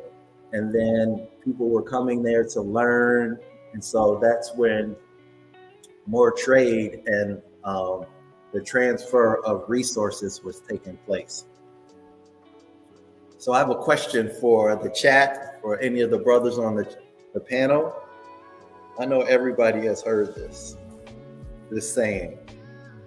And one of the sayings is, money does not grow on trees. And so is this figuratively true? I know literally it may not be true, but figuratively, is it true? Does money grow on trees? Some people probably think this is a really, Menkhu Ara, you bugging. This is a silly question. How do you come up with this stuff? What are you talking about? What are you thinking about? No, really think about this. Well, I don't even know where this saying came from. Maybe the saying is coming from probably out of a lack consciousness of when someone would ask, somebody for something, they'd be like, money doesn't grow on trees. I don't have any money to give you because money doesn't grow on trees. But this is the mind shift that I want us to be in, because anything that grows on a tree can be sold and is sold. Agriculture and fruits and vegetables is a huge part of our culture and our way of life. I don't care where you're at. Crops and fruits is highly sought after and is a big part of most people's diet. So money definitely does grow on trees. Not only that, it would take us forever to think of how many things are actually made out of wood. Not only that, trees are so important to the ecosystem that we live in because it creates oxygen. So beyond money, I was gonna do a slide too on oxygen is sold. And like when I was in Vegas when I flew out to LA for the brothers getting their RINs, I drove back. And so I drove back to the city that I live in. And I stopped in Vegas, but I've been to Vegas several times. My sister celebrated her 40-year Earth Day in Vegas, and we celebrated. But there's stores where they sell you. People are hungover in Vegas, and one of the ways to get over a hangover is you need water, you need oxygen, because alcohol dehydrates you. It basically is poison. And so you literally can buy oxygen. And so oxygen is generated from trees. So money 1000% grows on trees. Here's a question for everyone as well. What is money made of? What material or element is money made of? So there's an obvious element or material that people recognize when it comes to trees, to what money is, paper money is made of. There's an element that is not so obvious, which is really kind of offensive if you think about our history as well.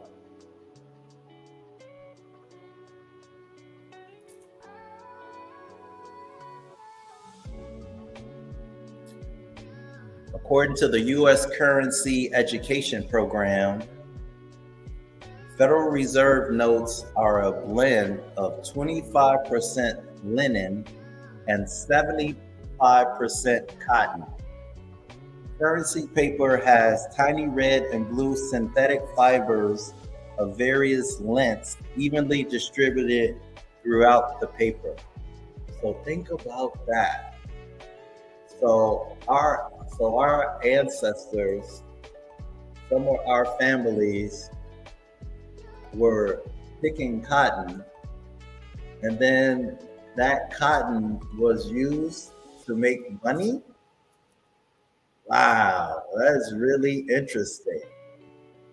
And so I may do a part 3 to this because there is a lengthy history of pictures of our ancestors on American currency picking cotton. And so that's definitely a trigger warning as we explore this whole concept of natural resources and wealth.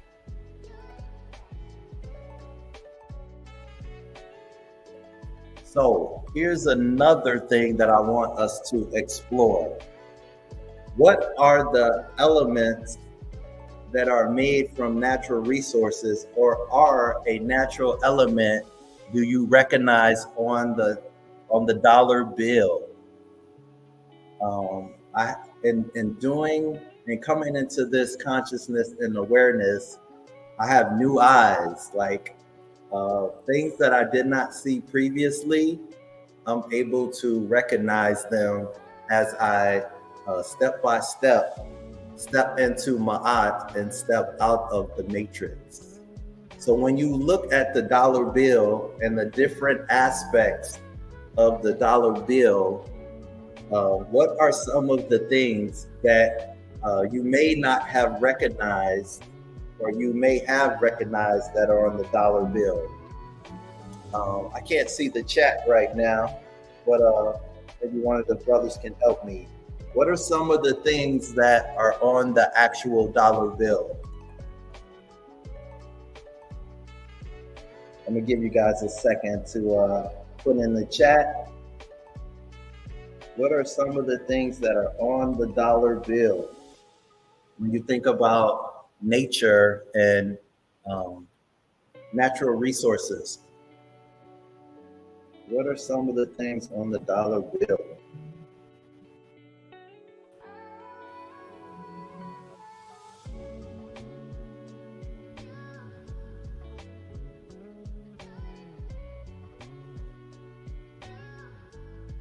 We're going to take a look. We're going to look at the dollar bill.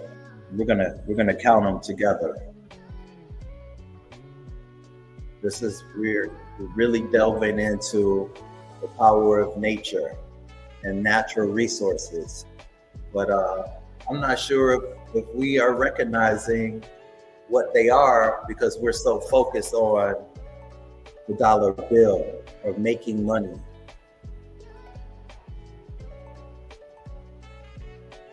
Okay, so the Aku, the pyramid, is obvious, right? That's on the dollar bill. It's made of stone.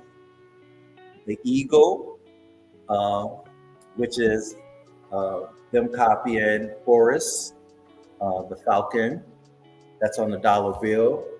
And then the arrows, which are made of wood, are on the dollar bill. The stars on the dollar bill. There's the sun. If you take away, I believe, behind the stars, if you take the stars off, there's a light. I think there might be behind the Aku and the eye, there's a light. I think that's the sun. And so the stars, because those are multiple stars, I equate that to solar system. And then there's the owl. The owl is hidden, but there's an owl on the dollar bill. And there's lots of people that's broken down or did a breakdown on the dollar bill.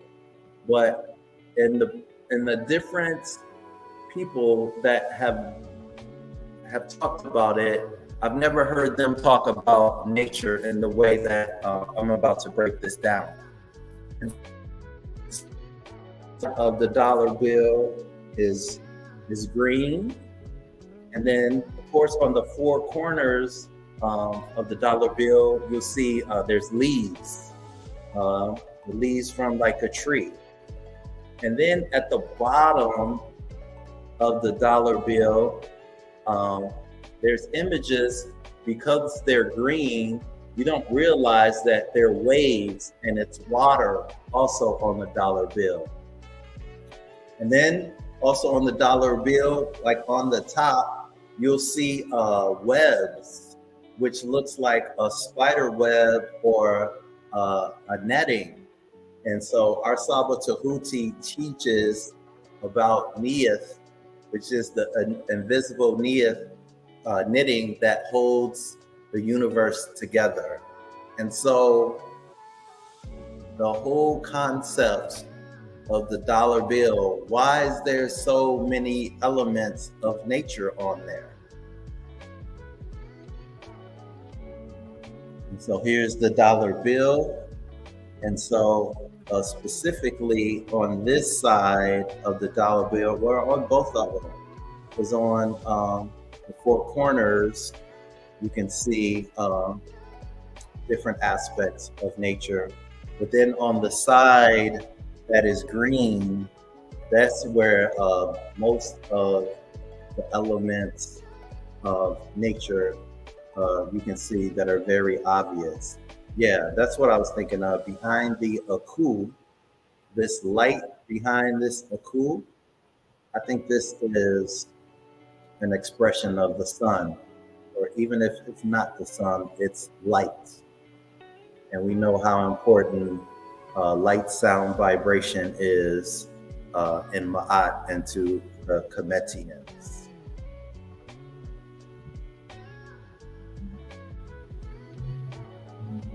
So here is, if we focus in a little bit more, this is showing the owl that's sitting on this badge that's around the number 1. And so wait a minute, oh, we forgot something very important. Did we not recognize that Ma'at is on the dollar bill? You're like, oh, Menkhu Ara, you bugging. Ma'at is not on the dollar bill. Really? Ma'at definitely is on the dollar bill. What does Saba teach us over and over again? What is the definition of Ma'at? And the E. Wallace Budge dictionary of the Meta Netter.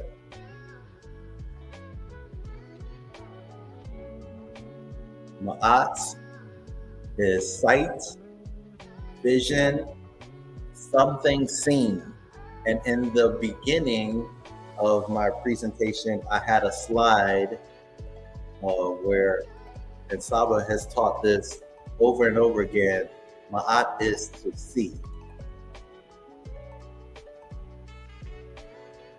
And so this is like very obvious that they study Ma'at and study how the Kemetians, how they were imbued and how they really valued nature and the natural resources. They're not even trying to hide it because it's right in the middle of an aku, and then in the back of the aku is the light.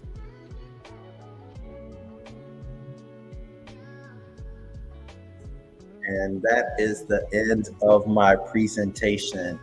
In Ma'at we trust. For us to realize where does the wealth come from, we have to, I'm learning this. This is a lesson for myself, is to study and learn how to find the natural resources and what can I do with those natural resources to generate wealth. And that is the end of my presentation.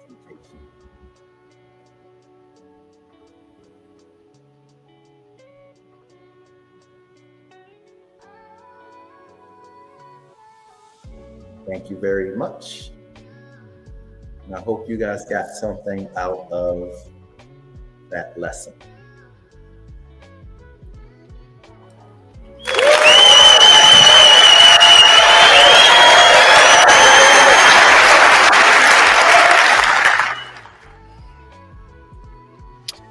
Peace, good brother Hotep. Yeah, that was wonderful. You definitely brought forth some things that I know a lot of these good people may not have heard before.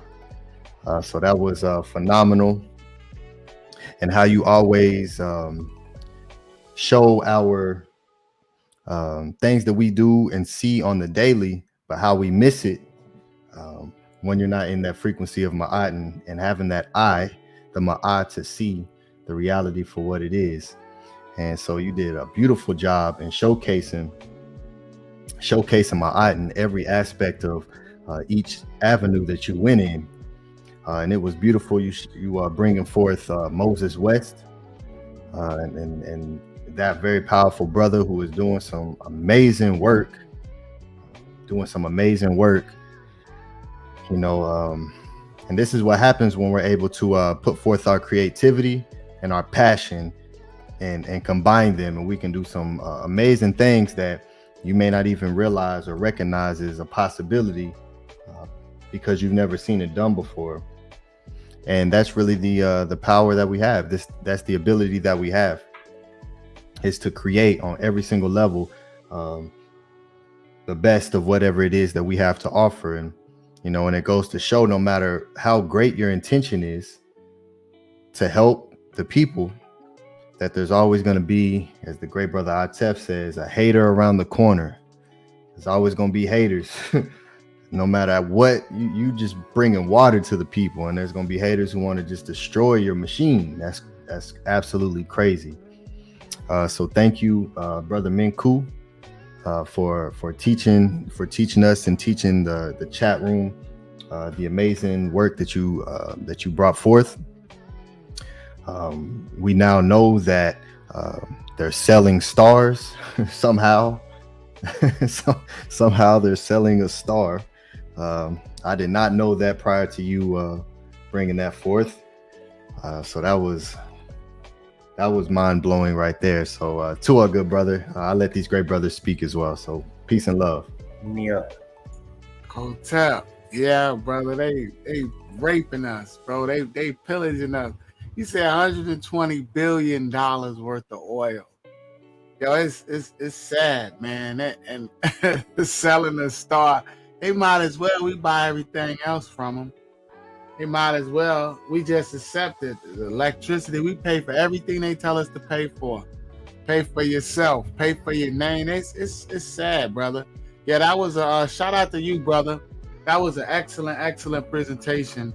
And don't worry about the sound playing, brother. I was having them technical difficulties too. But the information that you bring forth was it was definitely mind blowing, because yeah, they sell us everything. It's sad, man. We fall for anything. So I'm out here on the East Coast, and when you talked about Haiti, I'm down here with a lot of those brothers and sisters in that area down here, and the thing that they showcase or they show to us is the negative. So those of you that are familiar, they paint those people in a negative light. They call them Zopound, and they show them from like a gang perspective. They try to make it look negative, but our people are beautiful, and we got to start understanding that and respecting it. Shout out to the best teacher on the internet, Menkhu. That was fire, brother. And it's sad how they take everything from us. They raping us. I was wondering what it was, and you answered it when you showed that, brother. So peace and love to you. Shout out to you for that excellent presentation. Yeah, they selling stars, like Ani said. Peace. Ahati, good brother. What'd you think? I love it, brother. Keep it up, Menkhu. Keep up the good work, brother. And shout out to you for that. For $100, that's the prize.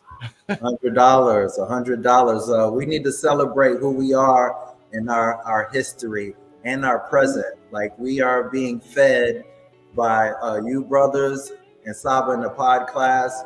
We have hope. We have something to celebrate.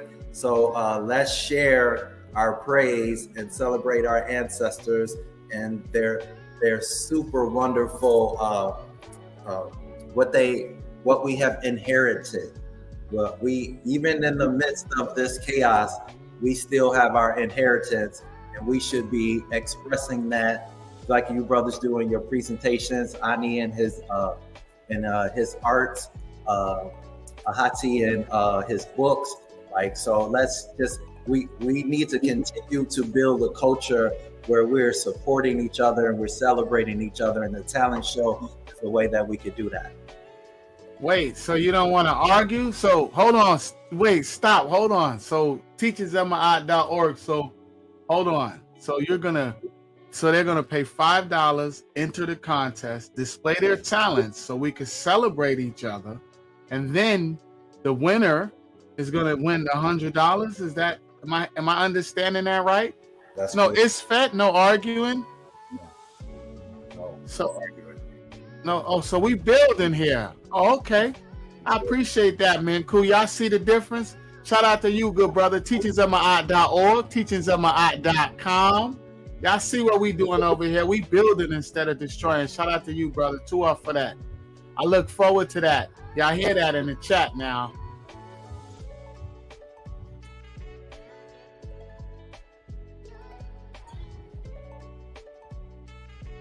Okay, you done, brother? Yeah, go ahead, good brother. Okay. Yeah, Menkhu, that was a good job you did. That was in my opinion, that was the best presentation you did from all the ones that you've done before. And you really pointed out the problem, but you also gave us a solution to the problem, to sometimes to stop obeying what we know that's not natural to us. They're using all of our resources. They're using our lands. We're using their money, but on the money is the symbols of the Meru Meru, or the hieroglyphs. And there's a key thing you pointed out in your presentation with Haiti, because I love that story too. I actually, some of my revolutionary spirit comes from Dessalines and the unknown names. I'm not going to give the names that were really vital in the revolution. It wasn't just Dessalines and Louverture and the other known generals. There was people behind the scenes who died fighting that didn't get a name. So I revere those people too. And they were fighting with nothing other than a will to survive. You think you've got it bad that's watching this tonight? Try basing your life off of whipping, torture, abuse, working and never getting paid for it. I can't even imagine life like that. I don't want to. And they were like, enough's enough. And if we don't do something, we're going to be eradicated. We're going to be wiped out, and we'll have nothing for our children. And they rose up in the woods. They actually went up into the mountains. And I'm laughing because I think about when Saba tells a story that he just wants to go up into the hills and the mountains. And, they went up to the mountains to talk with their teacher up there. And the teacher gave them the blessing, as you say, as it's called. He gave them the blessing on a certain night and said, yeah, let it commence. And they did, and they didn't stop. And everybody was involved. Man, women, and child were fighting for their lives. And they won, and they won, and they won. And it's just a great honor that we still have stories like that today that can give us inspiration. The difference is that these people didn't just talk about what they were doing. They actually had nothing, and they couldn't wait any longer, so they made a move. And I really admire and honor that, because a lot of us, including myself, are waiting for the perfect time to actually do anything, just do what needs to be done. And sometimes there is no perfect time. There is no time to wait. And the Haitians realized that. I grew up on the East Coast. I had Haitian friends. I really liked them.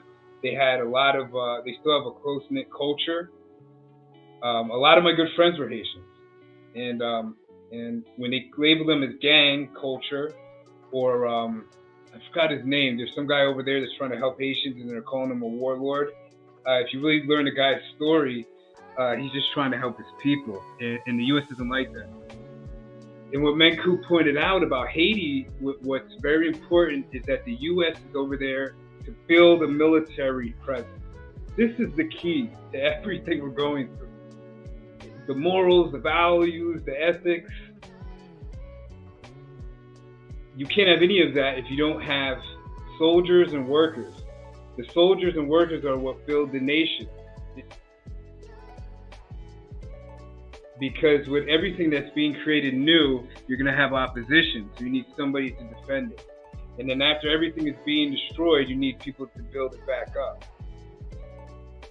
And you can't do that alone by just sitting and talking all day. That's not going to do anything. If we just sit and talk, nothing ever gets built. So the soldiers and the builders are, in my opinion, most important people. I actually revere the builders, the construction people, the people that go around and spend all day doing hard work to keep their societies running. And I said this before, and I'll keep saying it as long as this show is going, that thank God for the plumber, man. Thank God for the people that stock the groceries. Thank God for the people that slaughter the animals. And these are the people that are hidden in the background. So Menkhu, very powerful presentation tonight. I know that people have heard you and they honor you. And Menkhu is creating something that's very special too, the talent show. He's worked long and hard on it. And let's come out and support him. Everybody has talent. And if you don't know what your talent is, we are here to help you. Everybody has talent. And it's only $5 to get in. It's not much money. And maybe this is your debut to something great. You never know. So Menkhu, Henu to you. I am glad that Menkhu is also the head of the Cultural Enlightenment Department of this organization, because I know he's prepared. His love for his people is very strong, and he's prepared to lead in that aspect. So Menkhu, all praises to you, brother. Nini up. Tour for you brothers for the inspiration. Your presentations inspired me to do my teaching to a new level. And so my eyes are open, and it's wonderful to lock arms and be in this army that we're building. And all of my learning about Haiti, this Dominican Republic and Haiti are on the same island. And so Dominican Republic, you know, you can go there and it's no problem. But when you go to Haiti, there's land where they could develop resorts and make it a tourist attraction.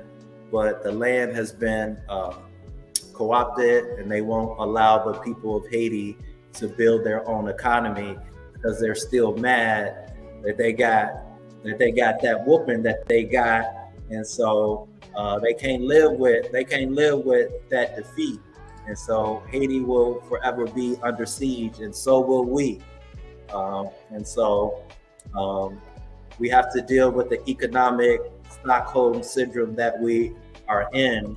We're depending on our hostage taker and our captors, and defending them, building up their economy when they are just going to use it against us. So we have to change. We have to change the situation that we're in. And so it's a pleasure, it's an honor, very honorable to learn and to build with you brothers. We have a lot of work to do. And so every day is an opportunity to meet that goal. So Tua to you brothers for all the work that you're doing and your knowledge, wisdom, and understanding that you're sharing. Absolutely, my good brother. Tua to you. Fantastic job, my good brother. This is amazing. What we're doing and what we're building, and this is just going to continue to flourish and grow in the way that it needs to, based on information. That's the beautiful thing about it. As a great brother Aten loves to point out, is information. And this is what the TOM is about. So there was a poll in the chat asking about the TOM talent show and who is interested in joining. So that was a wonderful poll, Tua, and thank you all for who voted. There were 15 votes that came in, and here's the results. So of those 15 votes, 60% said I am interested. There's a large whopping 40% that said it's not for me, which is perfect. That is okay. So for the 60% who voted, this let us know that, hey, this is something that you will take advantage of, right? So we look forward to hearing from those of you who voted and said, yes, I'm interested in being a part of that. And like I said, there's a $100 cash prize for the winner. So it's a wonderful opportunity. So be sure to take advantage of that. And just message us, TOM.org. Message us and say, I want to be in the talent show. And it's July 2nd, correct, Menkhu? Yes. Okay, perfect. Yes, July 2nd. So you guys have 1, 2, 3 weeks to enroll and sign up for this. So we look forward to hearing from you all and seeing all the talented people who represent and study Ma'at. It's going to be beautiful. So I'll move forward with the support that we have received in. If you're not familiar with it, Cash App and PayPal, Teachings of Ma'at, is how you show support for what we're doing and what we're bringing forth, so we can continue to do this at this level that we're doing it in. Hours of time put into putting these presentations together for you, and another set of hours to present it. So if you all appreciate this, support the movement. All right, first I'll show the good brother Jay Kirkland. He sends 572 for Nefer Teachings, Henu, Menkhu Ma'at, and panel. Let me give you some noise, good brother.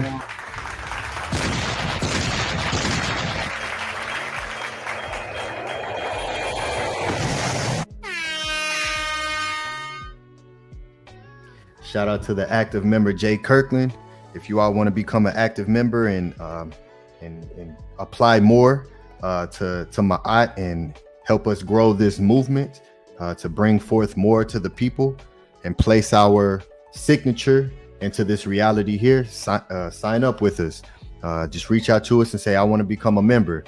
Active member, non-active member. We even have a volunteer section that you can just volunteer some of your time for, whatever it is that you want to help us with. So we have many different doors for you to join us. And this great brother here join the active membership door. So shout out to you, brother Jason Kirkland. All right, next we have the wonderful great brother Stranger, who sends 3140 generous support. He says, keep the currency flowing.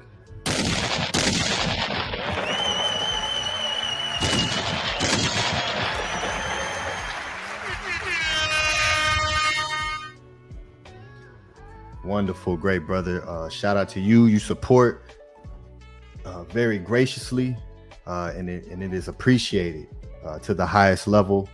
Great brother Stranger, you support in more ways than one. This brother has purchased a shirt as well, customized shirt, and he also has assisted in bringing forth a creativity to the Teachings of Ma'at into the Tehuti pod class. and naming the moderators, the moderators.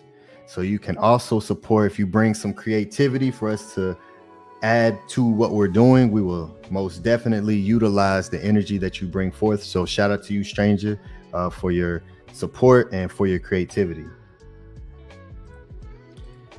All right.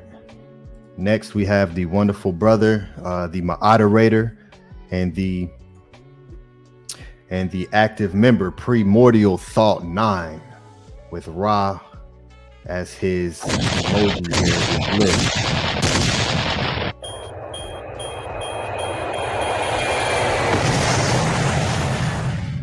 He sends $10. He says, support Hotep brothers. Hotep to you. Peace and love to you. And we are most definitely sending you good energy for whatever it is that you may be experiencing. So peace and love to you, great brother Primordial Thought 9, and Tua for everything that you do with us and for us behind the scenes. So Tua to you. All right. Let me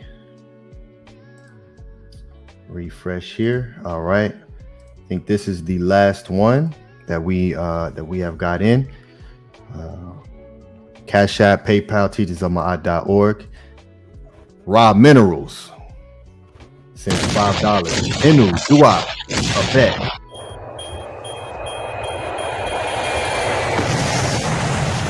Glyph of the Dua. Nice. Peace to you, Rob Minerals.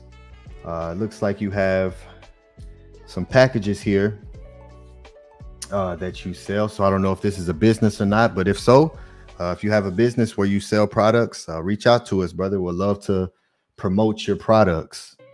So reach out to us. Peace and love to you and Tua for the wonderful support. All right. The link is posted in the chat room. It's pinned to the top. It's pinned to the top of the chat. So you can hit that link and come forth and build with us. I was there was a brother who was attempting to I guess he was trying to debate me on Instagram, and I invited him to the panel so we can have a discussion. I don't know if he's if you're out there watching or listening, but the link is there for you to hit.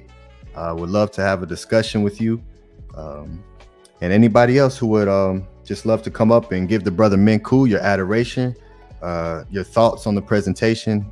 It's wonderful. So shout out to all the great brothers and sisters who are here in the chat live with us and who are watching the playback after this live here. So peace and love to everyone, and we look forward to our continuous growth and seeing more people, seeing new people in the chat, seeing people step up to come to the panel and let your voices be heard and show that Ma'at is strong and that we stand together and we support each other. And we it's important for us to put that out there so people can see and recognize that, we're not just talking here. We're not just talking, we're actually doing things to show forth and prove that Ma'at is real, the Netzer is real, and we are representations of that. So Tua and peace and love to all the great brothers and sisters. I just now seeing that Angela Gates says they're trying to sell stars to the star seeds. Shout out to you, Angela Gates. That's funny. Yeah, they take our stuff, try to repackage it, remix it, and sell it back to us. Yeah, that's like when I did the one with the chicken. They killing each other for chicken. They selling us chicken. We just going crazy. They sell us anything, yo. We just fall for anything. What they say, if you don't stand for something, you fall for anything. It's sad, man. Shout out to you, brother. That was excellent, man. I loved it. Sure. I loved it.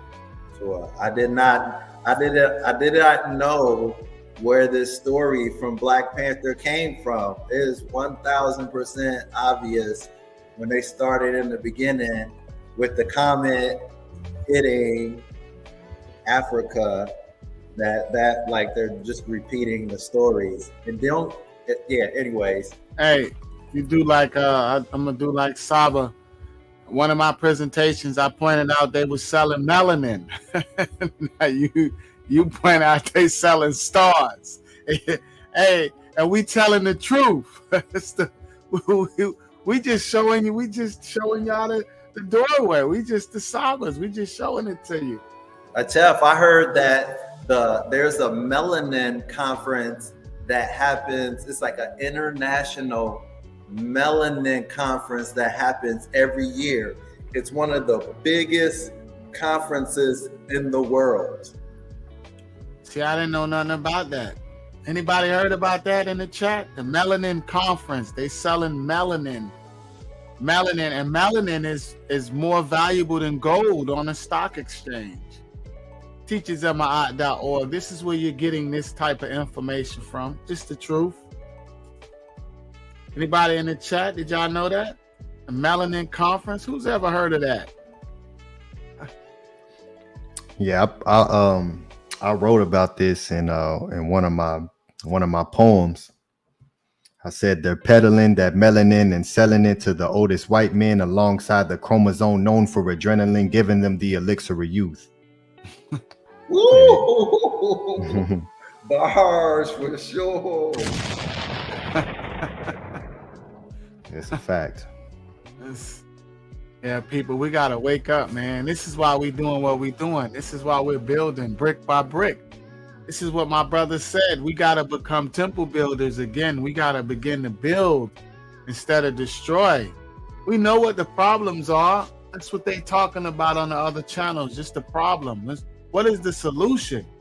Are we gonna get to the solution? Are we gonna stop arguing and disrespecting each other and tearing each other down just enough to get to the solution? Can we just talk about the solution? Go ahead, brother. Atef, divide and conquer is still working on us after all this time. We don't have no reason to not be. What is it gonna take for us to not be divided? Ego. The ego is how the interpretation of ego is now, opposed to what it should be. It's just sad, like how divided we are, brother. It just has to stop. Man, that's why we gotta wake up, man. And this is a safe space. It's a different type of energy. Because if we were tearing each other down, we would have been. They'll love for us to go viral. We would have been viral. Oh my goodness. We'll get into an argument. Let's create a little isfat and we'll go super viral. Super viral. We get into just a little bit. All it takes is a little bit. Hey, love it, man. I'm sorry. We got to start building instead of destroying. I'm glad that you pointed that out, Menkhu. The importance of building, man. Because that's what our people need to do. Yeah, Got to start building. I mean, I don't know. I'm not trying to be a Debbie Downer or nothing, but it's what do we have? Because they put these invisible borders. Be like, yo, I own this land, and for you to build it, if you want to build anything on this land, you got to get a permit from them.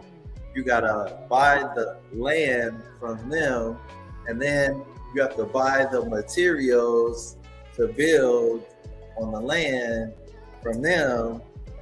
They own they own everything. They own everything. We just stop making stuff. You got to get a piece of paper for everything. That's the plan. Because how many people are going to take time out of their day to create this piece of paper? And you got to do it correctly, because if you're off on one thing, you got to start from scratch. They make you start from scratch then. Who wants to go through that all day? Why can't I just build my house? I have the skill to build my house. Why can't I just build it? And these are questions we have to ask ourselves, especially as men. Do you want to keep putting up with this forever? Or more importantly, do you want your children to put up with this forever? I don't, and these men on the panel don't, but we can't do it alone. We need your help. And that's why we asked you to join us and join T.O.M, because we're not just sitting on the panel here talking. Behind the scenes, we're building too. We're actually physically taking action. And we also need your help. We need your assistance, because nothing grows if it remains small. Nothing will grow. And the key here is that we all, like Menkhu says, we all know what the problem is. Okay, I know what the problem is, so now I have to shift my focus to the solution. Because what happens is I can get lost in the problem and just stay in that for the rest of my life. So we literally have solutions. We just need the bodies, and that's what we're waiting for. And you sitting on your couch enjoying this show, that is great. That's just, hey, do what you do. But don't complain when your children have problems in the future, because we're giving you a solution right now. And Menkhu, this is one of the largest things that frustrates me, because if you talk to one of us, the average person, we know what we have to do. It's just a matter of doing it. That brother Moses, a vital asset, man. I don't care if he supports the Marines. I don't care if he's a Christian. I don't care whatever his beliefs are. They are not my business. What my business is giving my children water without having to pay for it. Who doesn't want that? Who doesn't want that? But see, it's a lot easier for me to sit on my couch here and turn on my faucet, or to go buy the bottle of water around the corner, than to engage Moses, sell Moses on myself, give propositions to Moses, like, how can I assist you? What can we do to generate income? This all takes time. And the Tamahu is very crafty, because they know that we don't have time right now, because collectively, not all of us, but collectively, we're always in constant survival mode. And this actually is proven medically to deteriorate our mind, our consciousness. So where the Haitian Revolution is no longer reality, it's now just a story. And to me, our ancestors' stories is my reality. The brothers on the panel, it is their reality. And we're teaching you how to create something to turn it back into your reality too, if that's what you choose. And we choose that up here. If I could have a nation right now where Menkhu could produce water for us without having to pay for it, that's excellent. And it can become a reality if we just unite and truly believe that. But there's other issues with that too, that we don't have time for right now, because you have to essentially look at yourself and see what you're capable of, like Menkhu was saying also. This isn't for everybody. It's not for everybody, I get it. It's definitely not for everybody. It's not safe to think this way and to really implement it, not just talk about it. And another thing is, the people, the brothers, the sisters that just talk about this, the Tamahu knows their energy. They know that. Believe me when I tell you this, that the power structure behind this, the JEWs, they're using our magic against us. And they know who has the energy to actually do something and who doesn't.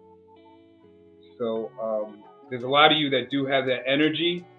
And I know that in the future you will step up to the plate and you will bring forth like these brothers are here.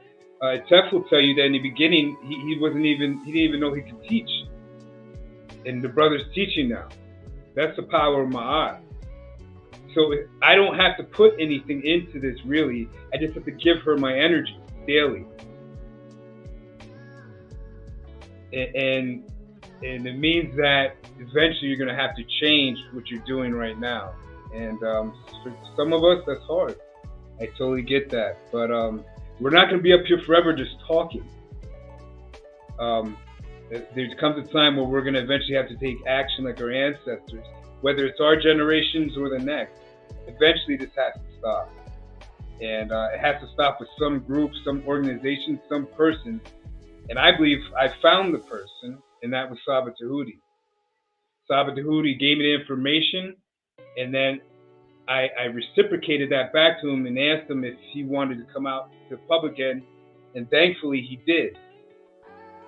And then through his energy, he created Menkhu Ara, ETH, Ani, and the rest is history. And the future brothers and sisters. So that's what we're doing here. We're giving you these teachings so that eventually we can actually create something physical. We can get our own land that we can defend, not land that we purchase and then years later the Talmud comes in and takes it back. Because believe me, as we all know through the stories, that's what they do. Because your land is your resource. Without food, you can't do anything.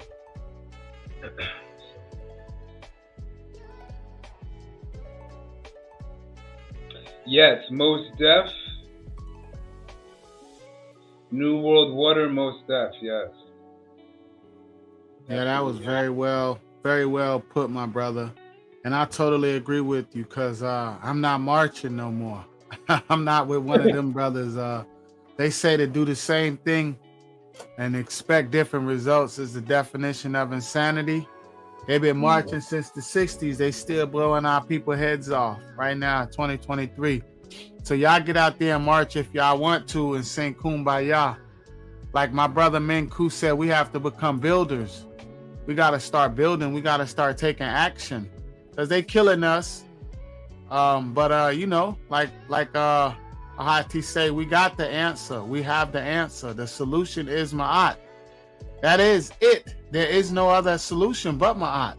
It has to be the truth. The scales have to balance out. Or we could just keep paying for stuff that's free. You could just keep paying for water and your genetic makeup is 70% water. And that's what they told you, right? Keep giving them the money. Shout out to the best teacher on the internet, Saba Tehuti Amenhotep Ra. Teachers at Ma'at.org. Go ahead, brother. Aten, that was it. We paying for stuff that's free. We paying for stuff that was already ours. That makes no sense. What's real? I had a thought today, and it kind of shook me up.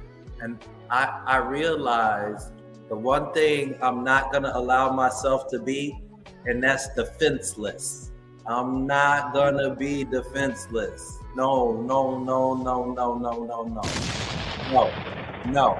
Gotta drop a bomb for that. No. I'm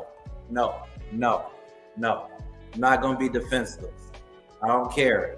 I don't care what it takes. I'm not gonna be defenseless. And shout out to you, Angela Gates. We all have talents. We just have to tap into them. It's like Ahati said, with me teaching, I just want to learn something. So it's the truth that motivates me to get up here every day, every week, and teach and share my beautiful energy with y'all. And begin to help everyone step out of the matrix, because it's a responsibility that we have. Once we know the truth, what you're going to do with it, the truth motivates me to get up here every week and to discover my talents. Like Ptah Hotep said, you have to search yourself thoroughly. So continue to search yourself, Angela Gates, and you will discover your talent, just like we all will. Shout out to the netters. The Netiru are real,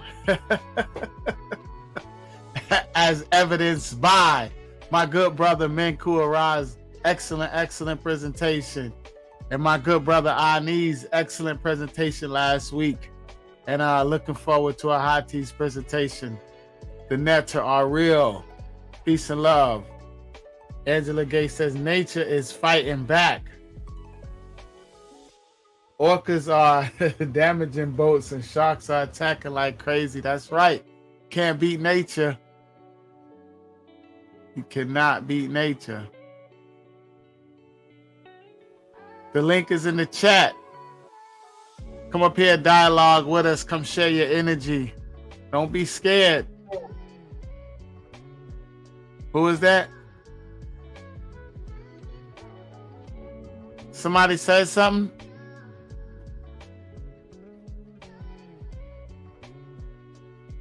I thought I heard something in the background. Maybe it's Menkhu.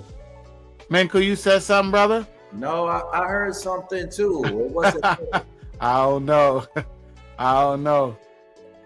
Shout out to Primordial Thought. Shout out to Stranger. Peace and love, brother. We love the support, man. We appreciate it. We appreciate all the support from everybody. We really do. Because like Ahati said, we can't be up here forever. We just trying to teach. That's it. We got to start building. We have to take action. Y'all see what's going on? Did y'all hear about the 11-year-old boy that was shot trying to help his mother? Did y'all hear about that? I think it was in Alabama last week.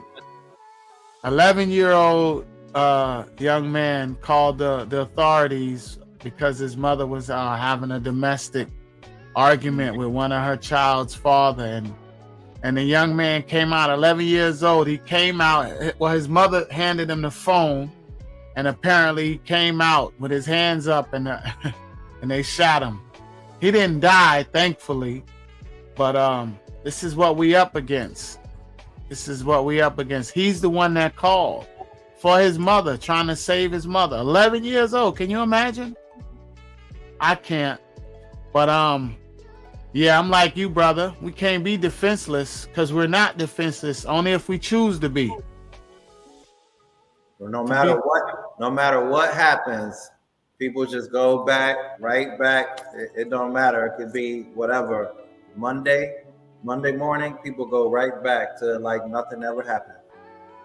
Yep. To be defenseless is a choice. We don't have to be defenseless. We could fight back. Did anybody see the numbers annually this year? Did you see what happened on Memorial Day in Chicago? No, what happened, bro? I didn't see it.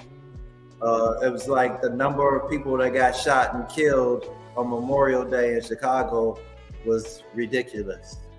And it happens every year. Usually, pretty much, Chicago, that's where I was born and raised. Number 1 or 2 or 3 are the murder capital every year. And so it's like, wow, we still shooting each other for what? We weak, that's why. We weak and we don't respect our teachers and we don't value nothing. That's why we don't accept the truth when it's in our midst. We don't accept the truth and we don't value nothing. We don't appreciate life. We have assimilated well with our colonizer. Assimilation is when the minority assumes the characteristics of the majority. So we've assimilated and we behave like they do. So of course we're out there doing those things to each other. We're destroying. While people like Menkhu Ara does an 1.5-hour presentation on building, on the need for us to become builders again. I have a question. Brother. I didn't mean to put you out of No, go ahead, brother. I think I'm gonna just be weird, but like lately, I really want to plant a tree. I don't think I've ever planted and grown my own food. I wanna know what that feels like, because we don't own no grocery stores. That's a fact. No banks, no schools. Facts. We don't own nothing. We don't own nothing. But I do want to. I can't even. That's really. I can't even imagine in my head. I can kind of having my own land that I'm growing my own food. That I want to say my own land because it comes from, the netters.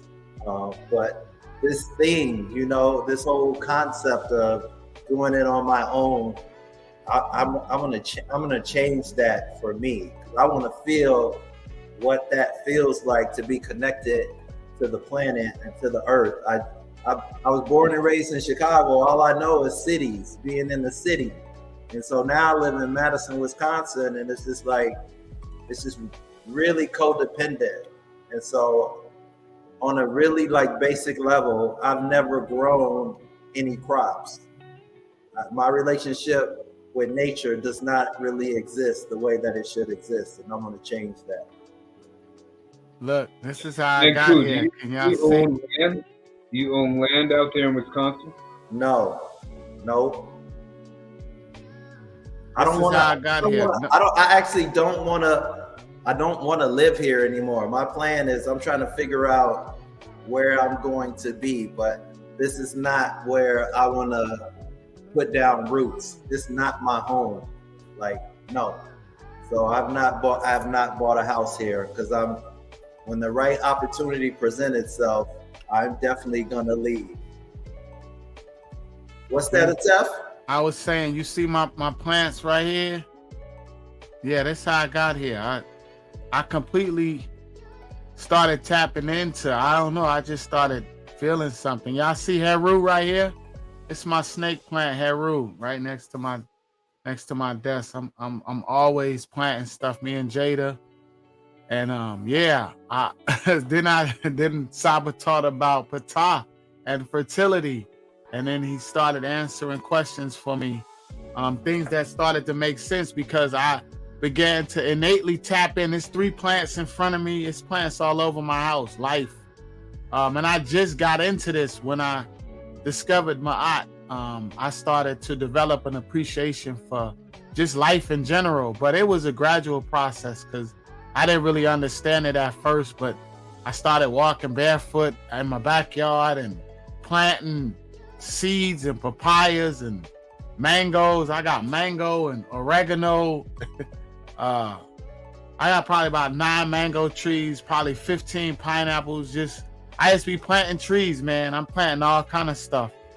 And I don't even have that much space, but it's just, I'm gonna just say it. You said being weird. I'm gonna be weirder. I just wanted to do something that did not involve the colonizer. So I started touching my feet to the ground. I started tearing plants, cutting them and just planting them. I just wanted to do something that did not involve the oppressor. That was it. And that's how I got there. Look at this. His name is Heru. I remember my grandmother watering the plants and talking to them and just feeding the pigeons and just doing stuff that was just showing how much she valued and appreciated life. So that's what we have to do, instead of killing each other and destroying. Because like you said, I think it was in the pod class where you said you've become allergic to the ISFET. That's how I am. I don't even go to them other channels at all. I ain't trying to debate nobody. And for me, it's disheartening because I know how much work we have to do.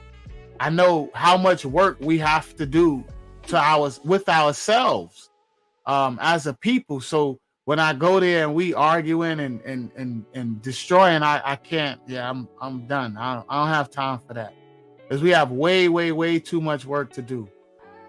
So we don't have time to be arguing and wasting time with foolishness and killing each other. So we're going to keep on building over here. teachersofmaat.org. We're going to keep on building brick by brick. The link is in the chat. No one wants to join us and dialogue with us, but yeah, I'm allergic to the ISFET too, Menkhu. I can't do it, brother. Shout out to you too for all that you're growing. I'm straight up, bro. I'm about to get into pottery, everything that the Comedian's doing. I want to do. I want to feel that feeling. I want to feel that freedom that they had, just to have that experience. Like how we live it is like not how we used to live. It's I want to, man, I almost use the word of how we are in our heads. Like I want to do pottery. I want to do they were just so creative. They were just so imbued in their environment. They know how to make the most of it and use it to their benefit because they were so connected to it. Like a lot of people don't have that, know what that's like. There's kind of I'm just like tripping too. I just thinking about what the sister said in a different topic, going to the interview when she's talking about Haiti and Bill Gates buying land over in Haiti because he know what's associated with the land that he's buying over there, getting all those elements. It would make sense too why he would want the iridium because of his production of computers too.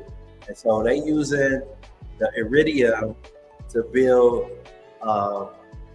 spaceships. They're probably using those for their military too, because if it's heat resistant, then it's probably really bulletproof too. Yep. Menkhu, yep. That's a fact. Yeah, Menkhu came all subconsciously, brother. I think it was with the the pandemic, and I was looking at ways to improve the air quality in my house. So I was looking at natural ways to improve the air quality without buying one of those machines. So I started looking up different plants, and the snake plants came up, and go figure, right? Then I have a master teacher who teaches us about snakes. But the snake plant came up, and I started getting them from my job and just start planting stuff, bro. And then, as I'm learning and growing and learning who I am and discovering just different things, because that's the thing, right? They want to disconnect us from who we are. So disconnecting us from nature completely disconnects us from who we are. That's part of the plan, to make us think that we're different, that we're separate from nature. So if we are, then which plant are you actually getting your oxygen from? The grass that you're standing on, or the tree that's next to you? Which one? Because we all connected. So shout out to the best teacher on the internet, Saba Tehuti Amenhotep Ra, teachersemaat.org. Y'all know what it is. Y'all see us. We building 3 hours worth of building, brother. I learned something today.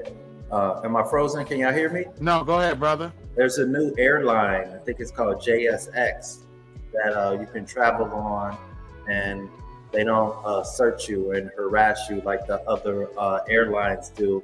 And then also there's a new air conditioner that was created. It's this little small air conditioner, and it doesn't use as much energy.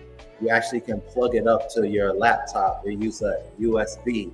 And so we just got to pay attention to these different things that we can utilize as we are doing all that we can to step into Ma'at and step out of the matrix. But I'll send you brothers the link for these two things that I just discovered today. Yeah, that sounds interesting. Taking a flight in the country without being searched or anything? Yeah. That's nice. Sure. Nice. Yeah, it's actually not a law that they're supposed to be able to do what they do at the airports. That's just them, appropriating people and disrespecting people and trying to have control over people. That's not even a thing that's supposed to be happening. They just doing it. They just bullying. Nobody's challenging them. So this airline is like that knows the laws. That's why we got to examine, inspect, and to see. We gotta do the research like Saba does the research, and how Ma'at and the Cometians were figuring things out on their own. And so we just can't accept what they tell us. Anything they tell us, we're like, oh, this is the truth. And 10 out of 10 times it'd be a lie, just so they can control things. That's a fact. That's what I say all the time. They taught us what to think, not how to think. That's how they control us. And we just go for it. We just fall for it like suckers. Once a lollipop, twice a sucker. Once you know, then you could do something with it. I used to watch G.I. Joe. Now you know, and knowing is half the battle. So teachersemaat.org, y'all know what it is. Y'all see us. We building brick by brick. Aten, what did you just say? Once a lollipop, twice a sucker? Yeah, I tell you, I speak slang fluently, man. Listen, hey, listen. When I saw Saba on Killer Priest podcast, I was like, man, I have to change the way I speak. Yeah, I recognize excellence, because I could speak very, very ignorant, but I choose to speak excellence, and I choose to learn and grow. So yeah. But yeah, that's my way of saying, you know how people say, fool me once, shame on you, fool me twice, shame on me. Well, I'm a little more spectacular with my vernacular. So once a lollipop, twice a sucker, you feel me? I just choose to speak excellent because I got an excellent teacher. So, like I say, hail Tehuti, Amenhotep Ra. Hanu to you, my good brother. Hanu to you, Annie Ptah, Aten Tehuti. Hanu to you, Menkhu Ara Meri Maat. Hanu to you, Ahati Maat. Hanu to you, Primordial Thought. Hanu to you, everybody in the chat, everybody that supports. Hail and salute to everybody in the chat. We love and appreciate the support. We are building, not destroying. We celebrate each other. We do not destroy each other and disrespect each other. Y'all see what's going on. Teachingsofmaat.org. Like, subscribe, and comment. Teachingsofmaat.com. Teachingsofmaat.org. Peace and love to the best technician, Annie Ptah Aten Tehuti. Peace and love. Y'all brothers got some words, or anybody want to join us? The link is in the chat. Come on up. Yeah, I got some closeout words that I want to bring forth. Of course, the great brothers here on this panel are doing some great things independently outside of the T.O.M. And we do our thing, and we bring ourselves and what we do together as one once we come together here on the Sunday Study Guide and T.O.M. So I definitely want you guys to check out the links that's in the description box. If you refresh your browser, you'll be able to see the links. And I do want to showcase the presenter for tonight, his website. So Famous in Madison is the name of his website, and it is in the link below. So the great brother Menkhu is doing some amazing work locally and now nationally, bringing forth with the T.O.M. So you can go to his website. It's in the link if you want to reach out to him. And he does amazing work with the youth, youth-led event planning, music industry entrepreneur consultant, youth media and arts program design. So he designs programs for the youth. He does one-on-one mentoring. I am a man to teach young men how to become men, cultural specialist. So he's doing a lot of great work. So if you're doing anything and you want to learn how to expand and do more with the youth around you, reach out to this wonderful brother, Menkhu Ara. Visit his website and check him out. He's doing some great work. And then I also, Nini, great brother. And then I also want to speak about the great brother Ahati Maat.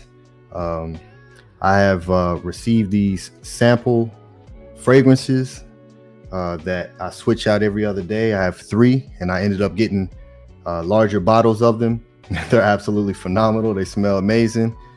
I put it on, and Goddess is like, "Oh man, you smell great." I didn't even tell her what it was.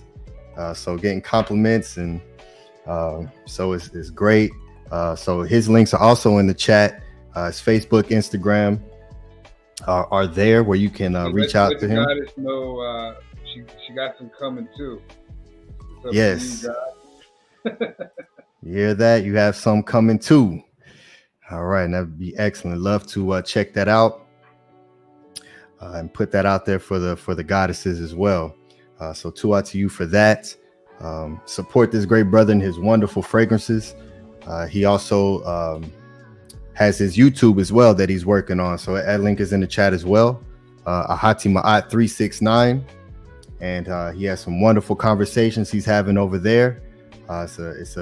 It's a more personal environment where you can connect to this great brother, and it's wonderful. So subscribe to his channel. We'll be posting that link in the chat as well. So just reach out and follow the great brothers here individually and what we're doing.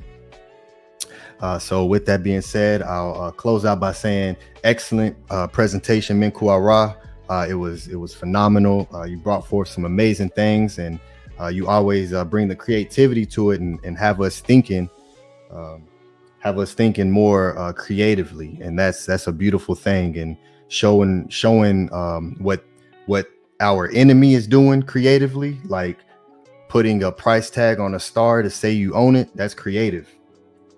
And they utilize their creativity against us. So we have to start using our creativity because we're the originators of that. So Tua for what you do and what you bring forth.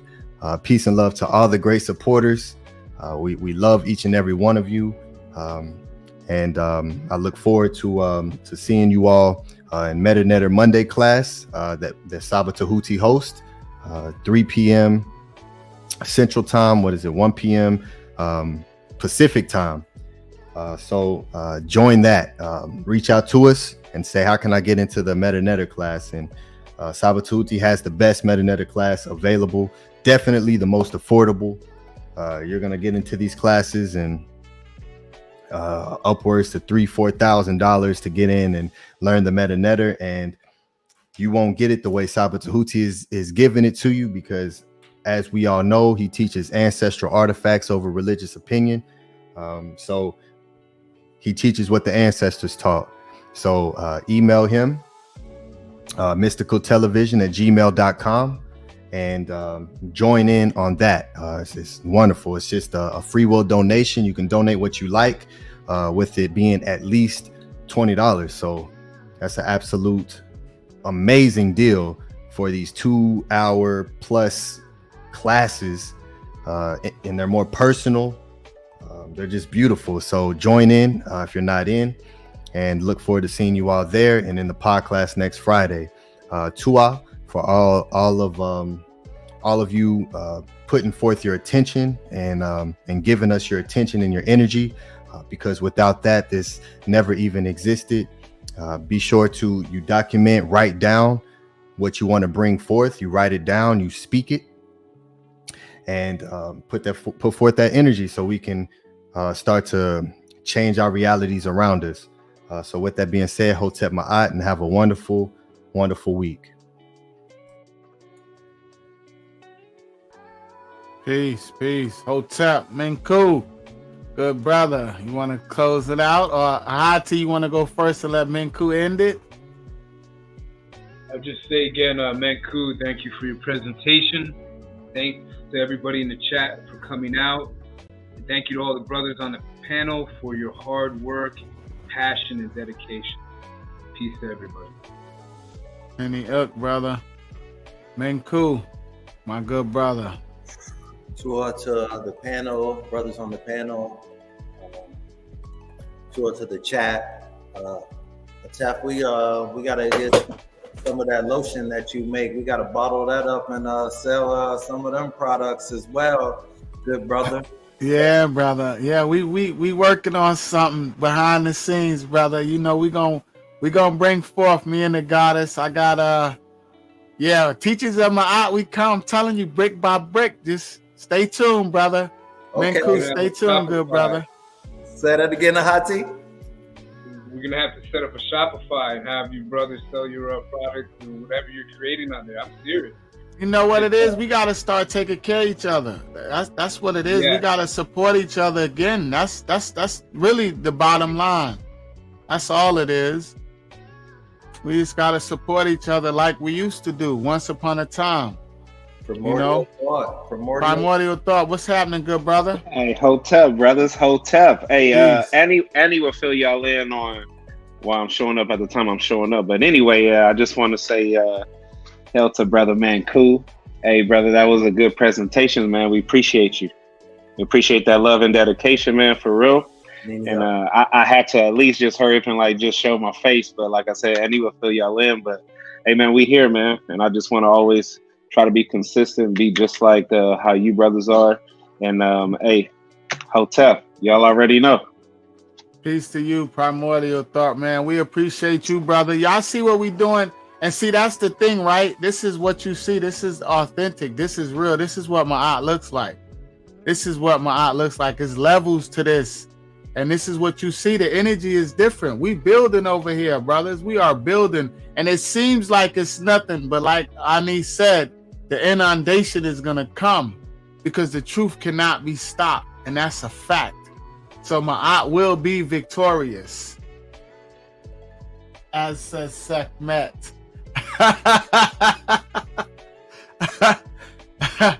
Peace and love, Primordial Thought. Hey, Tef, I see you bringing your snake plants, man. Hey, I got snake plants all over, money trees, everything, man. That's how we grow brother, out here. Me too, brother. I be propagating them all over. I love it, brother.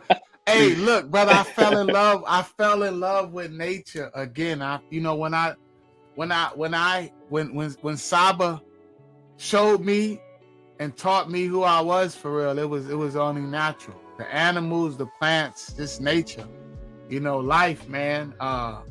People that look like me, my son, my family, that's what motivate me to get up here. It's just the truth. Cause I laugh all the time. I tell Ani, I don't know what's going on. I just know it's the truth. I just know what my art is. That's it. I just recognize the frequency. And I'm just going with it. You know what I mean? It's like, listen, we went with everything else. We was Christian. We was Jehovah Witnesses. Whatever our parents gave us. Here, eat this, boy. Whatever it was, we just went with it. You do what you do till you can do better. Right? Now we know what the truth is. We know what the truth is. We know what Ma'at is. So this is what it looks like, everybody in the chat. So we appreciate everybody, all the support. We definitely appreciate you, Primordial Thought. Hey, to you good brothers, man. Hey, hell all of y'all, hell everybody in the chat.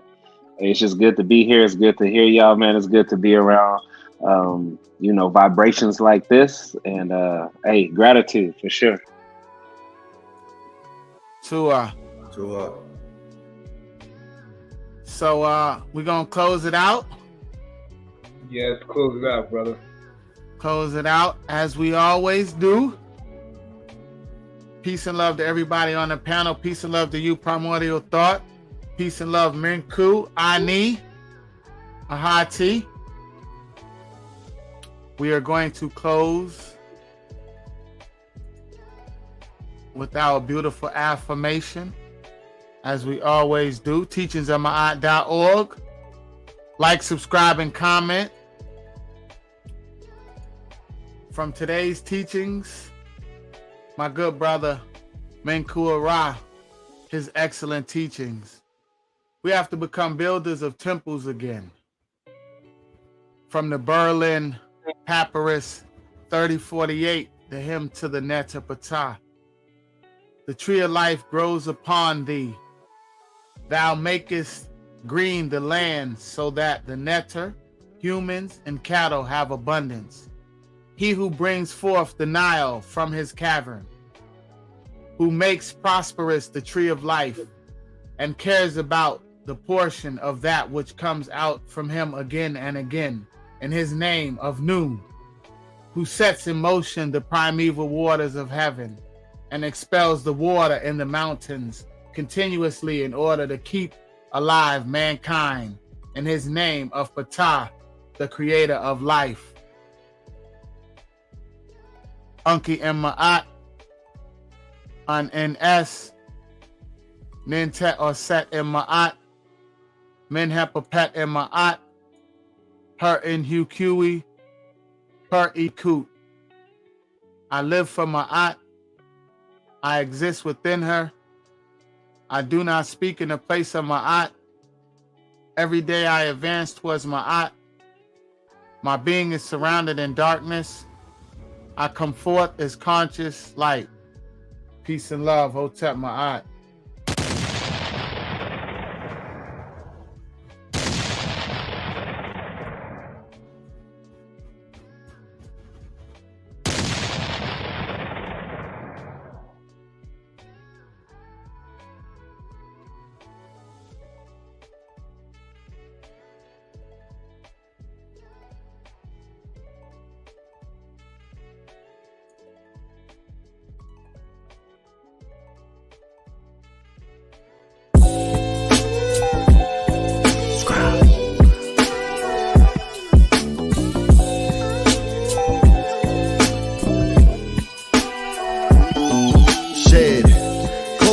Then I woke up back in my bed.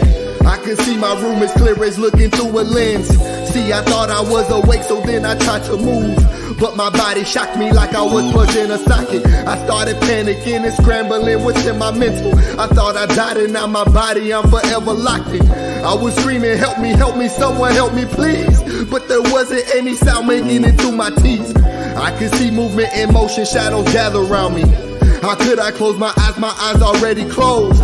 Eating alkaline at this time, fasting reads so shocking. I was stuck in a paralysis, it had me froze. It's time to shed. It's time to shed.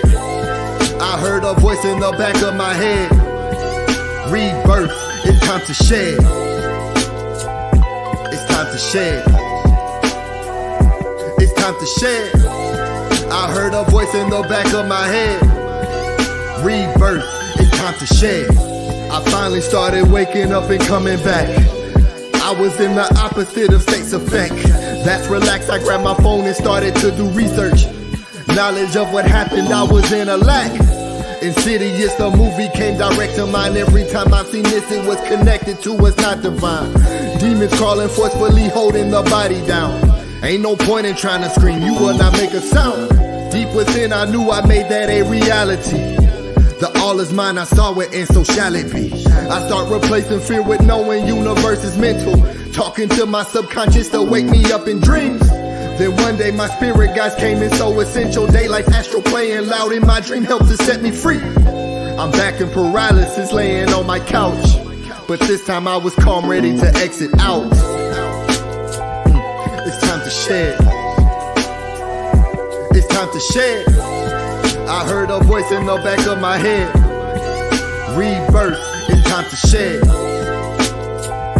It's time to shed. It's time to shed. I heard a voice in the back of my head.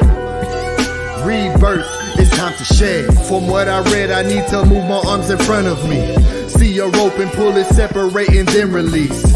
Now I'm out, I see my house is gleaming, I accept it. Looking in the mirror, staring at my car's reflection. I was so ecstatic, flying in every direction. This was months of subconscious reprogramming and redirection. Place my thoughts in my body, wake up, that's what I did. I was reborn from that day so I could start to live. It's time to shed. It's time to shed. I heard a voice in the back of my head. Rebirth, it's time to shed.